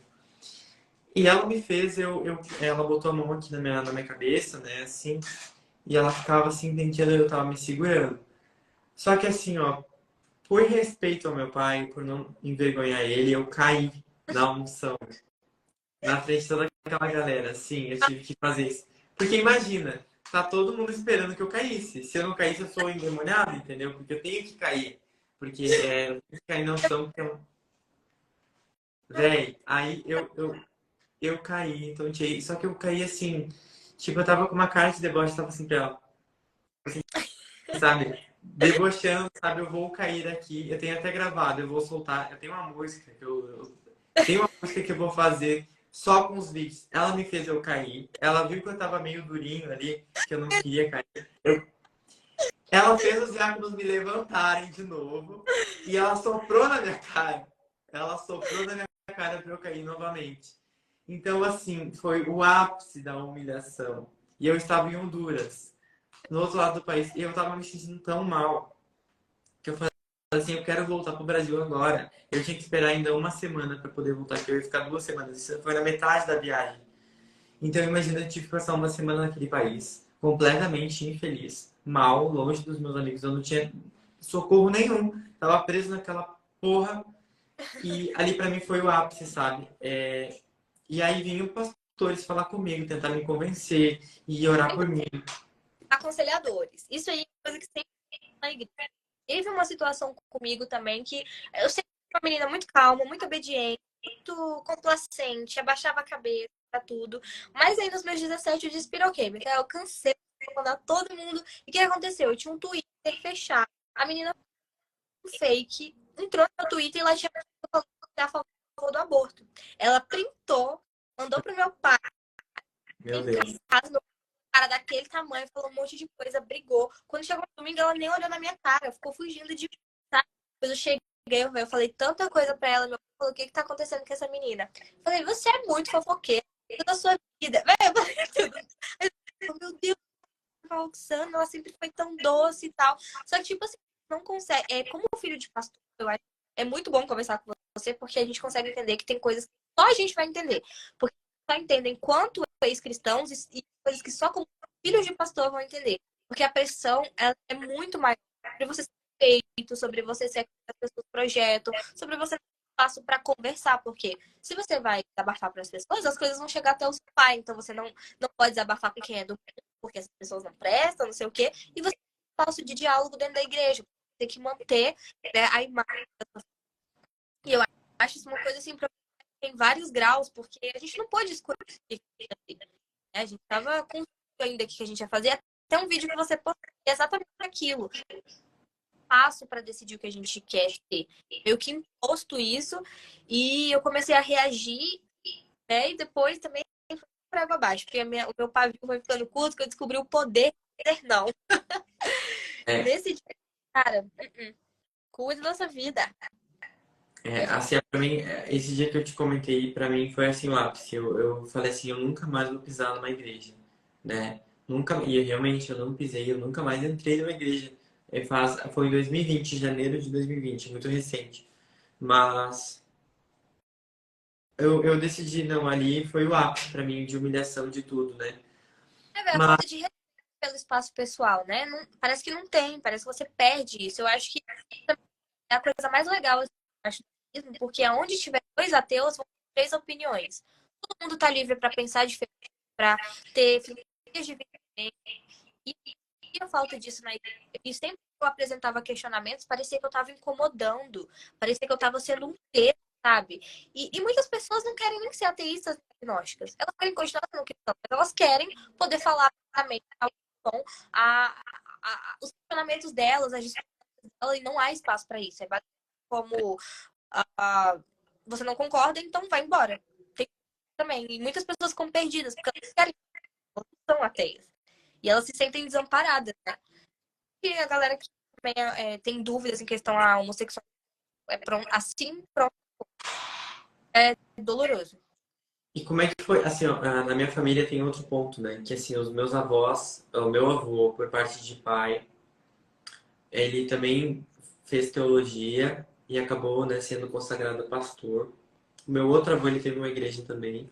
depois pós, tudo se originou assim, o meu pai. E meu pai conta, né, esse problema, essa coisa que ele teve, então não tem problema nenhum de contar aqui, mas assim, meu pai ele tinha um problema com drogas, né? Mas também. Cocaína e tal, principalmente acho que é cocaína. E ele tinha esse problema, ele tava, né? E o meu avô com alcoolismo, né? E o meu outro avô, ele era um tanto agressivo, meu avô materno, ele era um tanto agressivo, né? Então ele tinha esse problema, assim, de agressividade. Ele era muito estourado, sabe? Aquela pessoa, assim, extremamente, Pavio. muito estourada. Muito, muito, muito mesmo, né? Então, assim, eu cresci nesse ambiente, assim, de pessoas muito machucadas, que elas encontraram a solução da vida delas na igreja evangélica. Então, assim, meu pai, ele tinha um vazio, ele foi pai com 17 anos da minha irmã, né? Foi, tipo, uma coisa, assim, de adolescente, e ele acabou engravidando uma mulher. E aí nasceu a minha irmã, né? Então, assim, ele foi pai muito novo, então isso gerou uma série de traumas na vida dele. Ele tinha um pai alcoólatra, né? Então, problemas em casa com a minha avó. Então, foi assim, uma série de fatores, né? E os meus avós, eles eram espíritas, umbandistas, né? Mas eles eram de mente muito mais aberta do que são agora, talvez, em muitos aspectos. Mas existia o problema do meu avô ser alcoólatra, e ele era realmente muito alcoólatra, né? Todo mundo fala que realmente era um problema muito forte. E tudo começou com a minha mãe. Então, assim, meu pai conheceu minha mãe e minha mãe evangelizou meu pai. Eles não tiveram nada, eles casaram e esperaram. Minha mãe se casou virgem. Então, minha mãe realmente se casou virgem. Eles nunca tiveram nenhuma relação. Ele já, né? Mas ele conheceu ela. Mas de início não foi assim um relacionamento, né? De início foi só ela evangelizando ele. E depois de alguns anos que eles começaram, que aí acendeu uma chama ali deles terem alguma coisa juntos, né? Bom, a partir da conversão, a partir da conversão do meu pai, oi? O quanto a religião, muitas vezes, pega as pessoas em um momento de fragilidade, né? E isso é muito comum, testemunhos de pessoas que passaram por situações muito tensas, de muita vulnerabilidade. Eu não consegui falar disso negativamente, mas às vezes eu fico pensando, se meu pai tivesse passado pelas coisas que ele passou, será que ele estaria onde ele realmente está? Eu pergunto isso pra ele, ele fala que sim, obviamente, mas é óbvio analisar, porque a maioria das pessoas que são muito fervorosas, elas geralmente tiveram histórias muito parecidas. Aqui a gente são pessoas totalmente diferentes, de lugares diferentes do Brasil, com o mesmo. Parece que está contando a minha história, sabe? E a gente que não nasceu nesse contexto e não teve esses problemas, eu, por exemplo, não tive nenhum problema com bebida, com droga, com namoro, questão emocional, gravidez desejada, tive mais tempo para poder fazer essas análises críticas. Mas quando você está desesperado, você quer recorrer a alguma coisa porque tem culpa, envolve muitas questões, né? É só isso mesmo, Adriano, que eu queria fazer. Pode continuar. Não, é muito importante o que você disse, realmente é verdade. O que acontece assim, tá? O meu pai, ele acabou entrando na igreja por conta disso, ele até fez uma oração, ele sempre conta, né, nos cultos, os evangélicos falam uma coisa, os católicos falam outra, os espíritas falam outra, mas Deus, eu quero te conhecer. E aí foi o que aconteceu que ele conheceu a minha mãe. Ponto. Aí ele foi pra igreja e o melhor amigo dele era filho de pastor. Né? É filho de pastor, só que ele era da virada, igual eu, assim, ele era completamente desviadão. E ele ia pra noitada e ia cantar, ia ministrar louvor de manhã. Então ele passava a noite virada, em bar e balada, ia lá com a cara de pau de cantar e pregar na igreja no outro dia. Entendeu? Então esse era um dos melhores amigos do meu pai. Então, assim, hoje eu não sei se esse filho de pastor ele segue na igreja ou se ele saiu também. Mas o meu pai, ele pediu para esse filho de pastor ler a Bíblia para ele, né? Então, depois desse dia que ele encontrou minha mãe, foi numa praça, né? E aí, cara, meu pai, ele começou a entrar na igreja, ele queria saber mais, ele entrou de cabeça em tudo, e ele virou muito fervoroso. E a partir da conversão, ele conseguiu converter minha avó, conseguiu converter meu avô. Depois, ele casou com a minha mãe, que conseguiu converter o meu outro avô materno, esse que era agressivo. Uhum. A partir da conversão do meu avô, quando meu avô se batizou, ele parou de beber. Então a minha avó ficou muito grata. A minha avó ficou muito grata, porque o meu pai saiu das drogas. O meu avô tinha parado de beber. Então não A minha tinha. avó, a minha avó estava melhor psicologicamente. Ela viu que os pais da minha mãe estavam melhores também. Então, foi um reajuste familiar muito positivo o que aconteceu quando eles entraram para a igreja evangélica. Quando eles assumiram essa fé. Foi uma transformação. Tava tudo indo bem, era só assim a montanha russa para cima, tudo eles prosperando, conquistando coisas, sabe? Adquirindo, vivendo feliz, fazendo tudo o que eles queriam, né? E aí chegou um momento que eu, com 12 anos, falei que eu era gay. E que além de gay, eu era ateu. Com 12, chegou afirmando. Com 12 anos, eu falei que eu não acreditava em Deus. E falei que eu gostava de meninos e não gostava de mulher. Falava que eu queria casar com um homem. Só chegou e falou. Falei, não, eu falei com calma, porque na verdade, pra mim, eu não sabia o que era a palavra gay, né? Porque gay, pra mim, a minha mãe chamava de gay, a visão que eu tinha de gay era uma travesti. Eu achava que gay era um homem que se vestia como mulher. Eu não tinha essa imagem de um homem com outro homem. Até porque eu não tinha acesso a isso, né? Eu era, como eu te falei, eu era muito cerceado, com tudo de conteúdo, assim. Eu era bem. Tipo, se tinha alguma cena que fosse gay, eu podia acontecer, meus pais já trocavam. Então, eu nunca tive acesso a essas coisas na minha infância. Mas eu falei assim: olha, eu não quero casar com uma mulher, não consigo me imaginar assim. Porque minha mãe falava, né? Ah, eu preciso casar com uma mulher. Eu falava, não quero. E aí foi que. Aí ela me explicou, né, que isso era gay e tal. E eu falei que não era assim. Aí depois, ali com os 14 anos, eu falei que eu era bi. Enfim. Só que aí foi um velório da minha família, né? Não sei se foi pra você também, quando você se assumiu ateísta, né? Mas a minha família foi um velório, assim, tipo, é como se eu tivesse morrido. Então, minha avó sonhava comigo, meu avô tinha sonho. A minha mãe recebia coisa de Deus. A minha mãe via coisa, via aranha, via cobra em casa, sabe? Ela via assim, ai, viu uma aranha e não era, sabe? Via vulto. Meu pai acordava sem ar. Então, assim, era tudo assim. Meu pai vinha dormir comigo no quarto porque ele tinha medo que eu morresse, eu ia e fosse pro inferno e não conseguisse me salvar. Então, assim, gente, é bizarro, bizarro, bizarro, bizarro. E aí, o que aconteceu? Comigo era Eles não. choradeira em muitos momentos. Hoje já sumiu, né? 5 anos, mas no começo parecia que, tipo assim, eu tinha. Véi, parecia que tinha feito a pior coisa do mundo. Já era, falaram assim, já era pra Amanda, já era pra gente, já era tudo. Eles ficaram tipo assim. Mas eu Sim, bati, eu falei, velho, eu não aguento mais. Não vou mais ver um personagem, porque eu sabia que eu tinha pessoas. E tinha gente da igreja que eu tinha da, da igreja mesmo, que até hoje é minha amiga. E eu falei, eu não vou mais mentir pras pessoas, não vou mais, meu pai não, né? Então, vamos conversar. Vai, ficaram doidos. Isso é bizarro. sim. Mas o que aconteceu foi, tá, meu avô foi curado, meus dois avós foram curados, a minha avó foi curada, meu pai foi curado. Todo mundo mudou de vida positivamente. Agora, qual é o problema do filho? Homossexualismo. Então, o que eu preciso? O remédio é Jesus. Eu preciso de Jesus também. Só que aí tem um ponto. Droga, você escolhe. Ser agressivo ou não é uma questão comportamental que pode ser resolvida. A questão do alcoolismo também. Então, tudo isso são escolhas. Agora, chega um ponto do momento da sexualidade que eu não tenho controle sobre o que eu sinto. Você nem tinha acesso a nada. Eu não tinha acesso a nada. Então, assim, como que eu vou. É uma coisa assim, se eu não sinto atração por mulher, o que que eu vou fazer? Entendeu? E aí foi um ponto que eles não sabiam o que fazer. E aí parece que o cavalo desandou, sabe? E eu sinto que a minha família estancou muito, sabe? A igreja estava sendo um crescimento exponencial. E não por minha causa, não é uma prepotência minha dizer que eu sou o fator determinante que fez a igreja.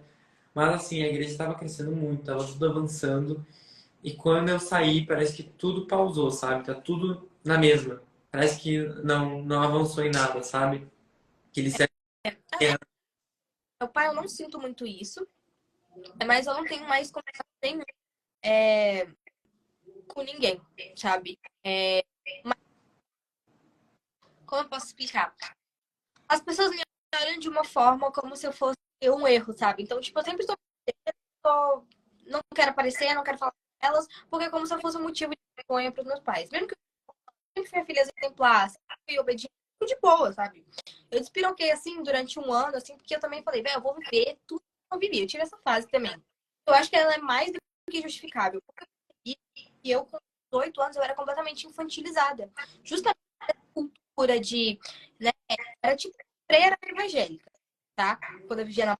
Então, eu percebi que eu perdi muitas coisas importantes para o meu desenvolvimento. Eu tô falando de rede, sair de fazer loucura. Eu tô falando de vivenciar as coisas que a pede, que é uma coisa comum relacionamentos, porque eu me fechava muito medo. Eu sentia muita culpa, sabe? Era uma culpa, quase faltava me engolir. Qualquer coisa, se eu um pouco mais forte para alguém, se eu sentisse algum desejo sexual e sexo aqui em casa, a palavra proibida. Até hoje é uma coisa assim que não dá para dialogar. Tive psicologista sozinha, porque queria me consultar, mesmo que eu não tivesse feito nada, eu precisava ir, entendeu? E para minha mãe, não, você não precisa. Quando eu coloquei o DIU, eu falei isso no podcast, a minha mãe, ela chorou o dia inteiro. Eu falei, mãe, eu estou colocando porque eu estou fazendo alguma coisa, mas é porque eu posso vir a fazer e eu não quero engravidar na adolescência. Roxy, o seu áudio tá meio trancadinho. Não sei se é sua internet ou se. A internet às vezes ela oscila um pouco. Vou te falar para tu falar um pouco mais com calma, que daí eu consigo te ouvir, porque ele vai cortando. Ah, tá cortando. Aí as pessoas vão conseguir te entender se falar um pouco mais lento. Eu vou dar um Porque aqui no modem, peraí.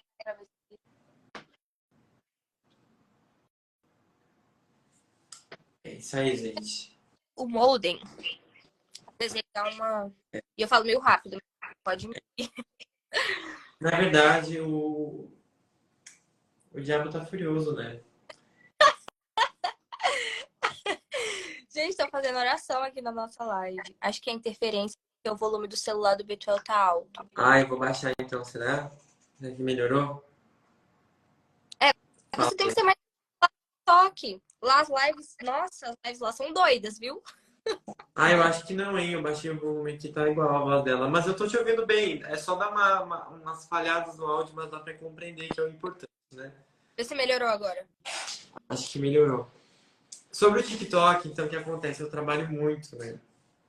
Então, assim, eu trabalho, tenho que pagar minhas contas, moro com meu namorado, e acaba que eu não tô com muito tempo de É gerar. muita coisa pra registrar. Tem a página. Tem a página que a curadoria de conteúdo, por incrível que pareça, não é fácil, porque eu tenho que achar coisas que eu concorde. E aí eu vou em busca mesmo, sabe? Muita gente me manda muita coisa aqui. Mas basicamente isso, eu boto vários memes, assim, ou vídeos e situações que eu já passei, ou coisas que eu gostaria de ter feito, ou coisas que eu acredito, sabe? Tipo, que nem a questão lá do pastor Marcos Feliciano, das duas lésbicas. Eu vi esse vídeo quando eu era criança, tá?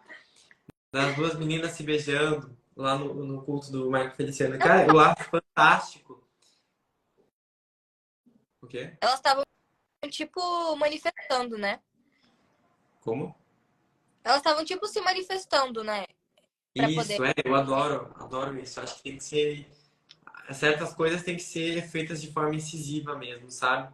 Porque, claro, a gente fala com respeito e tal, mas algumas coisas elas falam, atitudes geram mais do que coisas. Às Até. vezes é incisivo. Eu aprendi com quem eu devo ser mais afetiva e paciente, e aprendi com quem eu não devo ter nenhum pingo de paciência. E eu acho que isso, o ateísmo me empoderou sobre coisas que eu não escuto calada, sobre coisas que eu vou rebater ativamente, sobre pessoas que eu não vou ouvir calada, que eu vou rebater. Ah, eu tô rindo muito desse comentário. A mulher falou assim, a mulher, eu acho, Bela e Vivi Pra Capas. levar ao inferno. Aí o outro Jean, ao inferno. Ai. A live, ela não tem objetivo. Nem a gente tá conversando, sabe? Sobre falar sobre as nossas experiências, que Pra muita mim, gente olha, eu até esqueci que eu tava na live, pra mim estava na chamada de vídeo. é porque as pessoas, elas tentam ironizar as nossas experiências. E a gente tem histórias difíceis, mas tem gente que está em contexto muito pior. E trazer a visibilidade para as pessoas é mexer com a sensibilidade dela, para que da próxima vez que elas percebam pessoas com histórias parecidas, elas possam ter outro tipo de atitude, talvez. E eu vejo muito disso acontecer. Então as pessoas acham que sempre quando um ateísta vai aparecer, ela vai falar sobre algo muito profundo, filosoficamente ou cientificamente. Às vezes eu faço essas lives, mas eu gosto muito desse tipo de coisa aqui, né? Que é essa conversa. Sim, a gente tá desabafando, com certeza, é isso mesmo. Estamos desabafando. Ô, Rox, deixa eu te perguntar uma coisa. Como é que você lidou assim com a questão da salvação? Você tinha medo de ir pro inferno em algum momento? Muito, muito. Eu quero que você me fale essa parte de medos e de como foi o seu processo de enfrentar esses medos. Eu lembro que com 12 anos eu tive uma fase de pesadelo e tem um estudo psicológico sobre isso. E bateu, eu ficava aterrorizada, eu ficava a noite toda sem conseguir mexer o meu corpo de tanto medo, porque eu pensava na morte, no quanto a morte, ou de Jesus voltar e eu simplesmente não ir pro céu, sabe? Eu ficava pulando e eu ter paralisia do sono com 12 anos de idade por conta disso. E isso é uma coisa que parece ser recorrente, assim, eu converso com outras pessoas e, e eles falam que isso é uma coisa muito comum. Só que aí depois, né, quando eu fiquei mais velha, isso se estabilizou na minha mente, não tenho mais medo de mais escolho pro inferno. Todo dia. Aí eu falo, tá basta, tudo Então, bem. tá. Meu medo se dissipou, acabou. E como é que você enfrentou a questão de não ter vida após a morte? Eu acho que para mim, vou falar para mim primeiro, para mim a questão de não ter vida após a morte foi eu entender, como você falou, valorizar, hoje eu valorizo muito mais o aqui e o agora, para mim, e até me causa um pouco de ansiedade, que eu quero fazer muita coisa, né? Antes eu não tinha tanta essa preocupação, e hoje eu quero fazer mil coisas ao mesmo tempo, eu quero resolver tudo que eu quero resolver, todos os meus sonhos. Mas tem um ponto aí também, e aí que entra a questão capitalista, né? Que não é todas as pessoas. A gente está aqui falando, tudo bem que nós somos pessoas endinheiradas, ricas e burguesas, mas somos pessoas que têm acesso à informação, a gente sabe se portar, sabe? A gente consegue acessar lugares que outras não conseguiriam, até mesmo pelo nosso conhecimento de viver outras coisas, né? E não é uma realidade de todo mundo. E eu fico pensando, né, que realmente para outras pessoas a vida é muito difícil. E a vida que a gente tem é aqui agora. E outra coisa que eu me preocupo muito mais é com o meio ambiente. Hoje eu sou uma pessoa muito mais preocupada com essas questões do meio ambiente, preocupada com as questões políticas, sociais, de melhorar a vida das pessoas, para que. Porque eu entendo que não é só eu, nós somos todos um grande corpo, né? Então eu vejo que a humanidade é um grande corpo, a terra, os animais, tudo, tá todo mundo aqui. A gente é só parte, uma peça desse grande tabuleiro, né? E hoje eu tenho essa compreensão que antes, como eu te falei, que eu tinha essa visão muito individualizada por conta do cristianismo. E eu queria saber, assim, como que você lida com essa questão aí Da vida. da, da vida após a É, morte. a eternidade sempre me aterrorizou mais do que a vida acabar. Eu ficava pensando no quanto eu não gostava do que era me apresentar sobre o céu. Eu achava um horror a ideia. E, tipo, a gente fala brincando, mas quando eu era criança, isso era muito real na minha cabeça. Eu tinha mal, porque todo mundo quer ir pro céu. Mas eu falava, esse Deus é egocêntrico, eu não quero a eternidade louvando, eu não quero viver para sempre. Até porque eu tinha algumas questões emocionais já na minha infância, assim. E me aterrorizava essa ideia, tipo, como assim não tem fim? Não tem fim, nunca acaba. Eu, coisas tão importantes e elas têm um certo nível de importância porque elas acabam. Você ama chocolate porque você sabe que uma hora vai acabar. Se você vai comer chocolate todo dia, a todo tempo, uma hora você vai cansar. E eu fiquei pensando, cara, se Deus na criação criou um homem perfeito, fez o Éden, que era um lugar ideal de se viver, e assim Adão errou, o que que me garante que a história não vai se repetir? Criança, gente, era muito lúdica a coisa assim. E na vida adulta eu comecei a pensar sobre o quanto isso é um escape e o quanto questão de céu, de salvação, é justamente não se apegue aqui ao agora, para que a gente não compreenda até os problemas sociais que estão acontecendo hoje em dia, sobre as nossas próprias questões pessoais, porque a gente começa como banal, porque afinal, a vida que vai ter ainda está por vir. Então eu fui me apegando dessas coisas aos poucos, e o que me ajudou foi ler um pouco de filosofia pessimista e existencialista, e aí me trouxe paz. Quando eu compreendi que estava tudo bem, a ideia de que a vida era finita, o que eu vou fazer a partir de agora é viver o máximo que eu posso para que seja uma vida que valha a pena, né? Para que eu possa construir sonhos, para que eu possa ajudar as pessoas, para que eu possa ser útil realmente. E entender que eu não posso também ignorar o outro. E a minha missão, assim, sobre essa questão de céu, é justamente mostrar para as pessoas que existe um senso de comunidade fora da igreja. Uso muito o exemplo, depois você toque o exemplo da Nigéria, grupo que são um grupo de pessoas ateístas, e na Nigéria é crime ser ateu, mas eles têm uma comunidade, eles vivem juntos, eles se ajudam, eles conversam entre si, a troca de afeto, eles fazem evento, e aí mostrar para as pessoas que, para além dessa falsa promessa, que eu acho falsa, existe uma forma de viver em conjunto aqui. E eu tento passar isso para as pessoas, animar elas verem por essa perspectiva e pararem de essa vida futura. Mas foi um processo bem longo. No geral, eu tive medo de boa parte da minha vida. Eu tinha muito, muito medo dessa ideia de céu, mas eu também não gostei da ideia de céu. Eu não gosto, eu não me sinto animada a nenhuma ideia de nada que é eterno. Eu tenho pavor.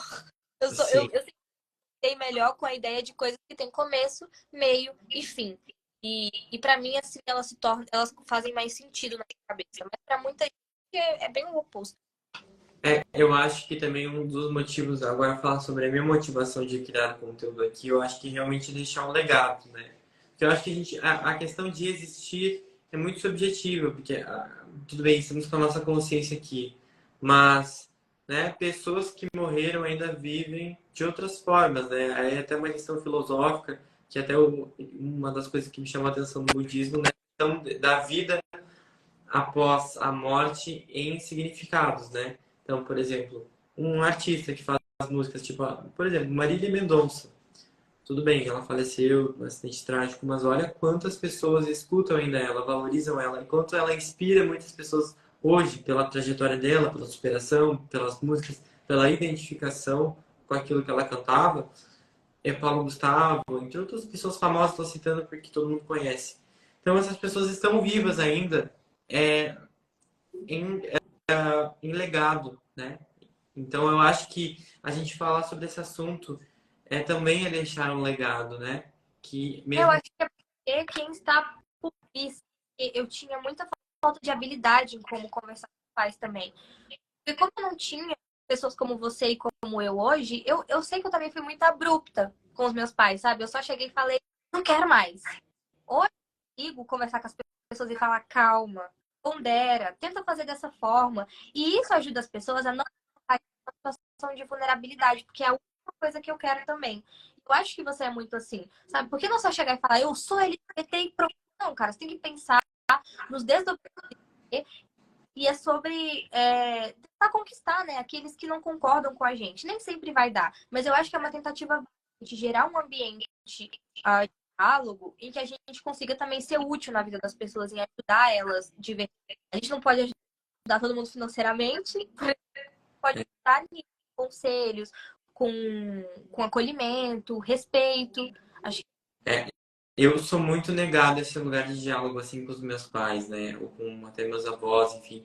É porque eles são pessoas assim que mesmo conversando com jeito, mesmo conversando com milhões de firulas e pisando em ovos, tentando explicar por A mais B de forma racional, não entra na cabeça deles. não é conversar com pessoas mais velhas. Mas aí é que tá. Por exemplo, a avó do meu namorado, os avós do meu namorado são mais velhos. Eu e meu namorado, a gente foi na casa de uma senhora de agora eu vou mentir.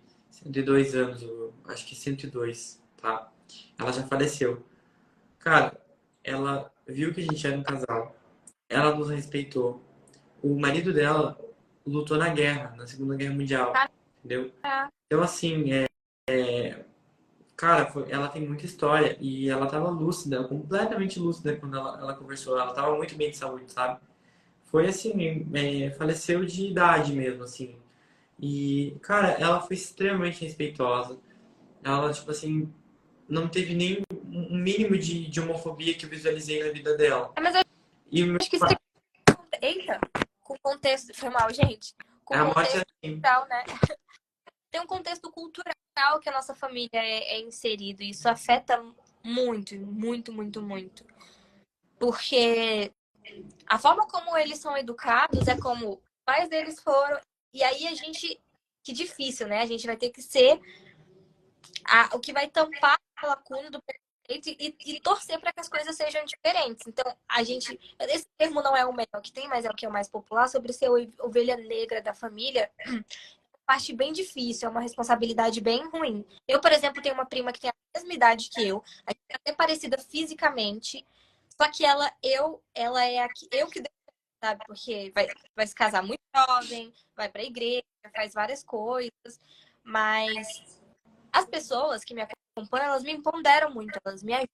Quando eu encontrei o Desviados mesmo, eu falei, gente, quando eu vi sua música, eu encontrei você pela sua música, eu falei, caraca, velho, isso aqui lembra um louvor, mas isso não é um louvor. Eu tenho É, muito. Olha, eu tô louco pra poder lançar as coisas, né? Porque assim, vou falar do meu sonho. uhum. Esse menino tá triste, gente. Eu não tô triste, eu tô só cansado. Trabalhei muito. O povo acha Não que tô triste, eu sou uma é pessoa muito feliz. É. Olha, bom, as minhas músicas, né? Eu tenho muita vontade de lançar tudo que eu quero lançar, mas me falta grana. Mas assim, eu quero fazer realmente assim do meu show um momento que eu possa me comunicar com essas pessoas, sabe? legal, né? Imagina um show pra ex-crentes. É isso, exato.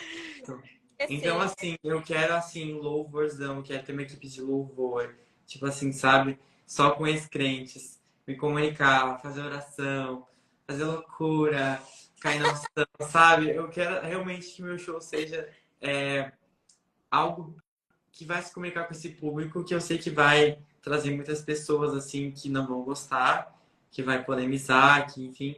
Mas, assim, eu tô me comunicando com a galera que eu quero e como a gente falou, né? A gente tá falando com a galera que a gente quer falar. Então, não é conteúdo para afrontar eles, só quero falar com a minha galera, ponto.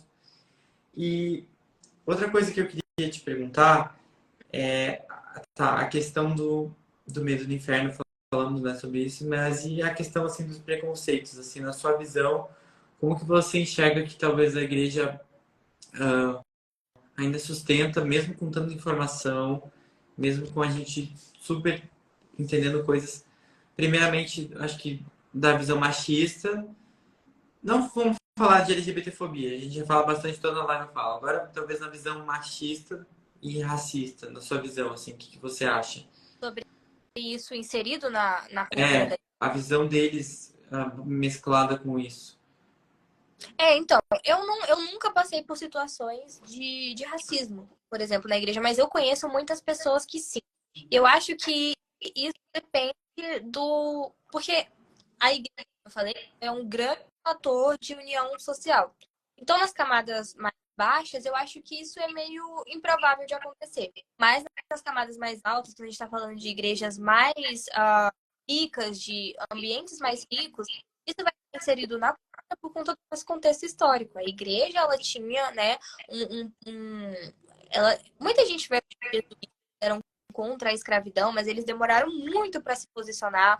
Eram os que durante um tempo ali cercavam o pensamento de que pessoas pretas não tinham alma. Então, desdobramentos históricos, eles são escancarados, mas aí eles têm as consequências deles, que vai ser na cultura, né? Que vai ser sobre esse racismo estrutural.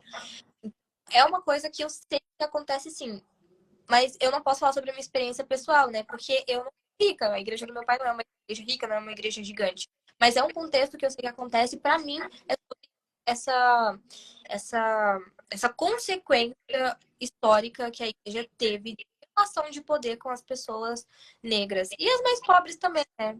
Aí a gente pode falar sobre as vendas de gente, né? Que é a venda sobre o lugar no céu. A igreja soube como manipular muito bem o coração e a mente das pessoas que estavam, obviamente, frustradas. Uma questão emocional, seja por uma questão financeira. Então, eles se apropriaram desse discurso e conseguiram saber exatamente onde tocar nas pessoas para que as pessoas fizessem exatamente aquilo que eles querem. Mas essa nata de quem controlava as coisas tinha classe social e tinha cor. A gente sabe disso, né? Sempre foram pessoas que tinham um discurso muitas vezes antissemita, homofóbico, racista. E é impossível que isso não traga marcas até hoje, né? E eu acredito veementemente que a igreja não é a única responsável. Porque a gente tem outros contextos que envolvem isso, mas tem uma grande responsabilidade, que ela foge todo dia. Ela diz que não é responsabilidade dela, mas ela sabe e não a assume. Eu não acho certo a gente jogar tudo pra cima da igreja. Eu acho que isso é uma visão simplista, mas tem um alto grau de responsabilidade. Não abraçam e aparentemente querem mudar.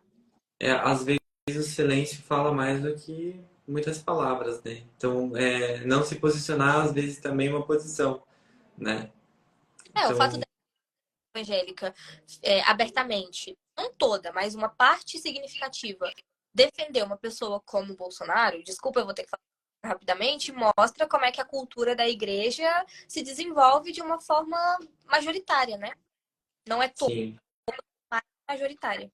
E agora, assim, com o Bolsonaro inelegível, eu fico pensando se será que eles vão conseguir levantar alguém? Porque agora até na próxima corrida presidencial eu tô pensando como que vai ser.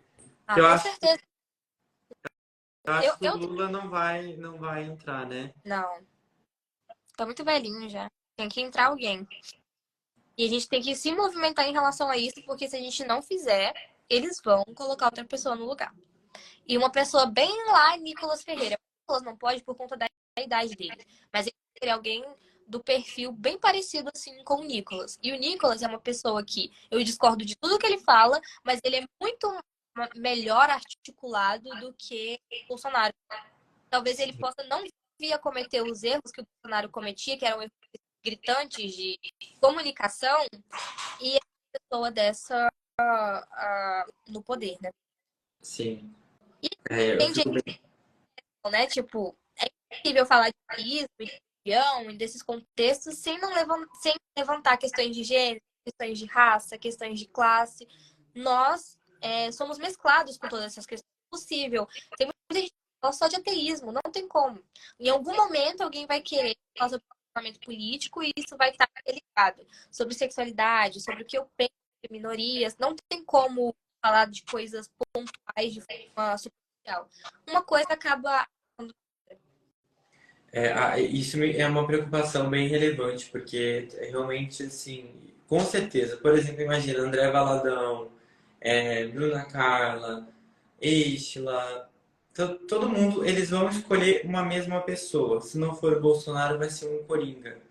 E realmente, se a gente não levantar alguém à altura, que movimente, né? E eu acho que precisa ter coragem de não, obviamente, não lidar com o cristianismo, mas com o fundamentalismo religioso.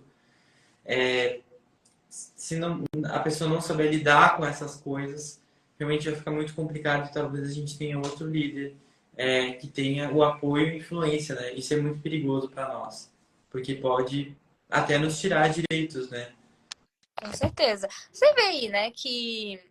Gente, qual foi o lugar? Não sei se foi algum lugar que retrocedeu na lei do aborto. E tem aí já mulher falando que a Maria da Penha mentiu, falando que há muitos absurdos, querendo falar sobre a perda de direitos sociais. Tem uma galera pegando. E eu acho que aí é uma mundo do TikTok para o mundo do Instagram, cada rede social é muito específica, né? No TikTok, eu consigo perceber que tem uma galera muito jovem, numerosa, chegando, e que se a gente não chegar antes delas, os discursos estão muito mais radicais do que você possa imaginar. Sobre mulheres falando sobre ser threadwife, sobre falar que a mulher nasceu em posição de cuidar da casa e só, tá? Que ela nasceu para servir, para ser mãe, sobre pensamentos bem retrógrados mesmo, que a gente faz até piada, só que ganhando um número muito grande de gente muito jovem, sabe? E, e isso é bem grave. Eu não sei para lidar com Roxy, Roxy, não sei isso. como pronunciar. Roxy? É Roxy. Roxy, tá. O seu último conselho aí para uma pessoa que vive, talvez, com os pais, ou uma pessoa. Primeiro, vamos ver. Uma pessoa que mora com uma família crente e está se descobrindo uma pessoa agnóstica, sem religião, está se desvirtuando ali um pouquinho, como os crentes falam. Qual é o seu conselho para essa pessoa, esse adolescente, esse jovem, o que você falaria para ele? Primeiro de tudo, calma. Calma, paciência com você mesmo. E compreender que muitas vezes em um ambiente você pode não conseguir falar em voz alta, mas diferente da religião, a liberdade ela começa. Eu sei que é difícil, muitas vezes a gente quer ter uma medida de espaço para poder fazer nossas coisas, mas tem muita gente que eu falo, não, Rox, mas eu quero falar logo e tal, mas eu sei que os pais não vão aceitar. Fique tranquilo, você continua sendo ateísta, mesmo se estiver sentado num banco de igreja, sabe? É uma coisa que você precisa mostrar para as pessoas. E que você se libertar aqui primeiro tem que ser a prioridade. Busque a sua independência. No texto mais difícil que eu sei que tem gente aí no texto de vida que necessita de pais ou que é muito jovem, mas coloque a sua independência como prioridade. E eu falo isso porque eu sou uma pessoa que é meio a meio. Eu me sustento em algumas coisas, mas em outras eu ainda preciso de pais. Então, por isso eu tenho que me submeter a algumas questões. Estude e também duvide do seu ateísmo, tá? O ateísmo não é uma religião. Pode ir e voltar entre as filosofias, acreditar ou não, quantas vezes você quiser. Você não precisa agora ser escravo do ateísmo. E não tenha medo de questionar, de perguntar, seja livre. Esse é o O conselho. bom do nosso lado é que o outro lado impede as pessoas de questionarem, né? E o nosso lado tem total liberdade de opiniões, de discordar. Isso é muito mais saudável, na minha visão, e mais positivo do que só afirmações e convicções de que lidar como uma forma científica de algo que não é científico, sabe? Como se fosse um fato, sendo que não é comprovado. Então, acho que é isso. Mas até da minha fala, as pessoas podem discordar. Roxy, eu vou ter dificuldade um pouquinho de falar. Mais alguma observação? Mais alguma coisa que É, você... só pra galera contar pra eles que eu tô indo pro YouTube. Gente, tá sendo bem difícil. Eu cheguei lá, vai fazer 4 dias, já recebi muito hate, mas eu acho que não. Nossa! Cara, eu tenho Sim, vídeo com 10 mil views, né? E assim, no YouTube pra mim é muito difícil ter views, YouTube. tá? Hã? Eu não sabia que você tinha canal. Eu tenho um canal, eu posto as lives lá, né? Então eu vou Tá? postar essa live lá. Eu salvo a live e posto lá. Cara, pra mim o YouTube é muito difícil crescer, sabe? Porque eu acho assim que é um terreno muito assim hostil, Muito. porque meu conteúdo só chega em crente. E aqui não, no TikTok e no Instagram chega no público certo, mas lá só chega em crente. Eu fico assim, cara, eu até. Porque lá eu consigo fazer vídeos mais longos, né? E eu tô querendo fazer live na Twitch também. Então, eu tô querendo pegar as lives da Twitch e postar lá. Mas realmente eu não tinha noção de como o YouTube era tão ruim. Só que eu tô fazendo um canal lá. E nem tem meu nome do canal, vai ser Erect. Se vocês puderem me seguir lá, né? Eu coloquei a meta de quando eu bater esses 300 seguidores, eu postaria meu primeiro vídeo. Pra tentar, né? Eu quero que seja uma coisa da galera e não da Roxy, como é o TikTok. Lá vai ser, eu também vou postar conteúdo de pessoas, com outras pessoas, vou até te convidar, viu? Pra você se Ah, preparem. convida, me convida. E é Agora, isso. agora, fala. Não, é só isso. Não, agora a gente, a partir dessa live, vai vir muitos comentários, muitas pessoas falando coisas, até nos dando ideias de outros temas que a gente pode abordar, né? Mas quero te agradecer, foi um papo muito cabeça, muito bom, muito positivo. Eu Obrigada. adorei te conhecer. Você mora onde mesmo que eu Eu esqueci? moro em Brasília. E Ah, você? é. Tá, Brasília. Tá, eu moro no Rio Grande do E- Sul. Mas a e- gente vai dar um jeito de se conhecer. Com certeza. A gente... A gente vai fazer um eventão aí. Vai dar tudo certo. Tchau, Tchau, tchau. gente. Obrigado pela presença de Obrigado, viu? vocês. E o vídeo vai ficar lá no YouTube, tá? Todo ele completo para todo mundo ouvir enquanto lava uma louça, enquanto arruma a cama, enquanto limpa a casa. Vai ouvindo aí um pouquinho da palavra do ateísmo. Obrigada, gente. Tchau. Beijo. Tchau, tchau.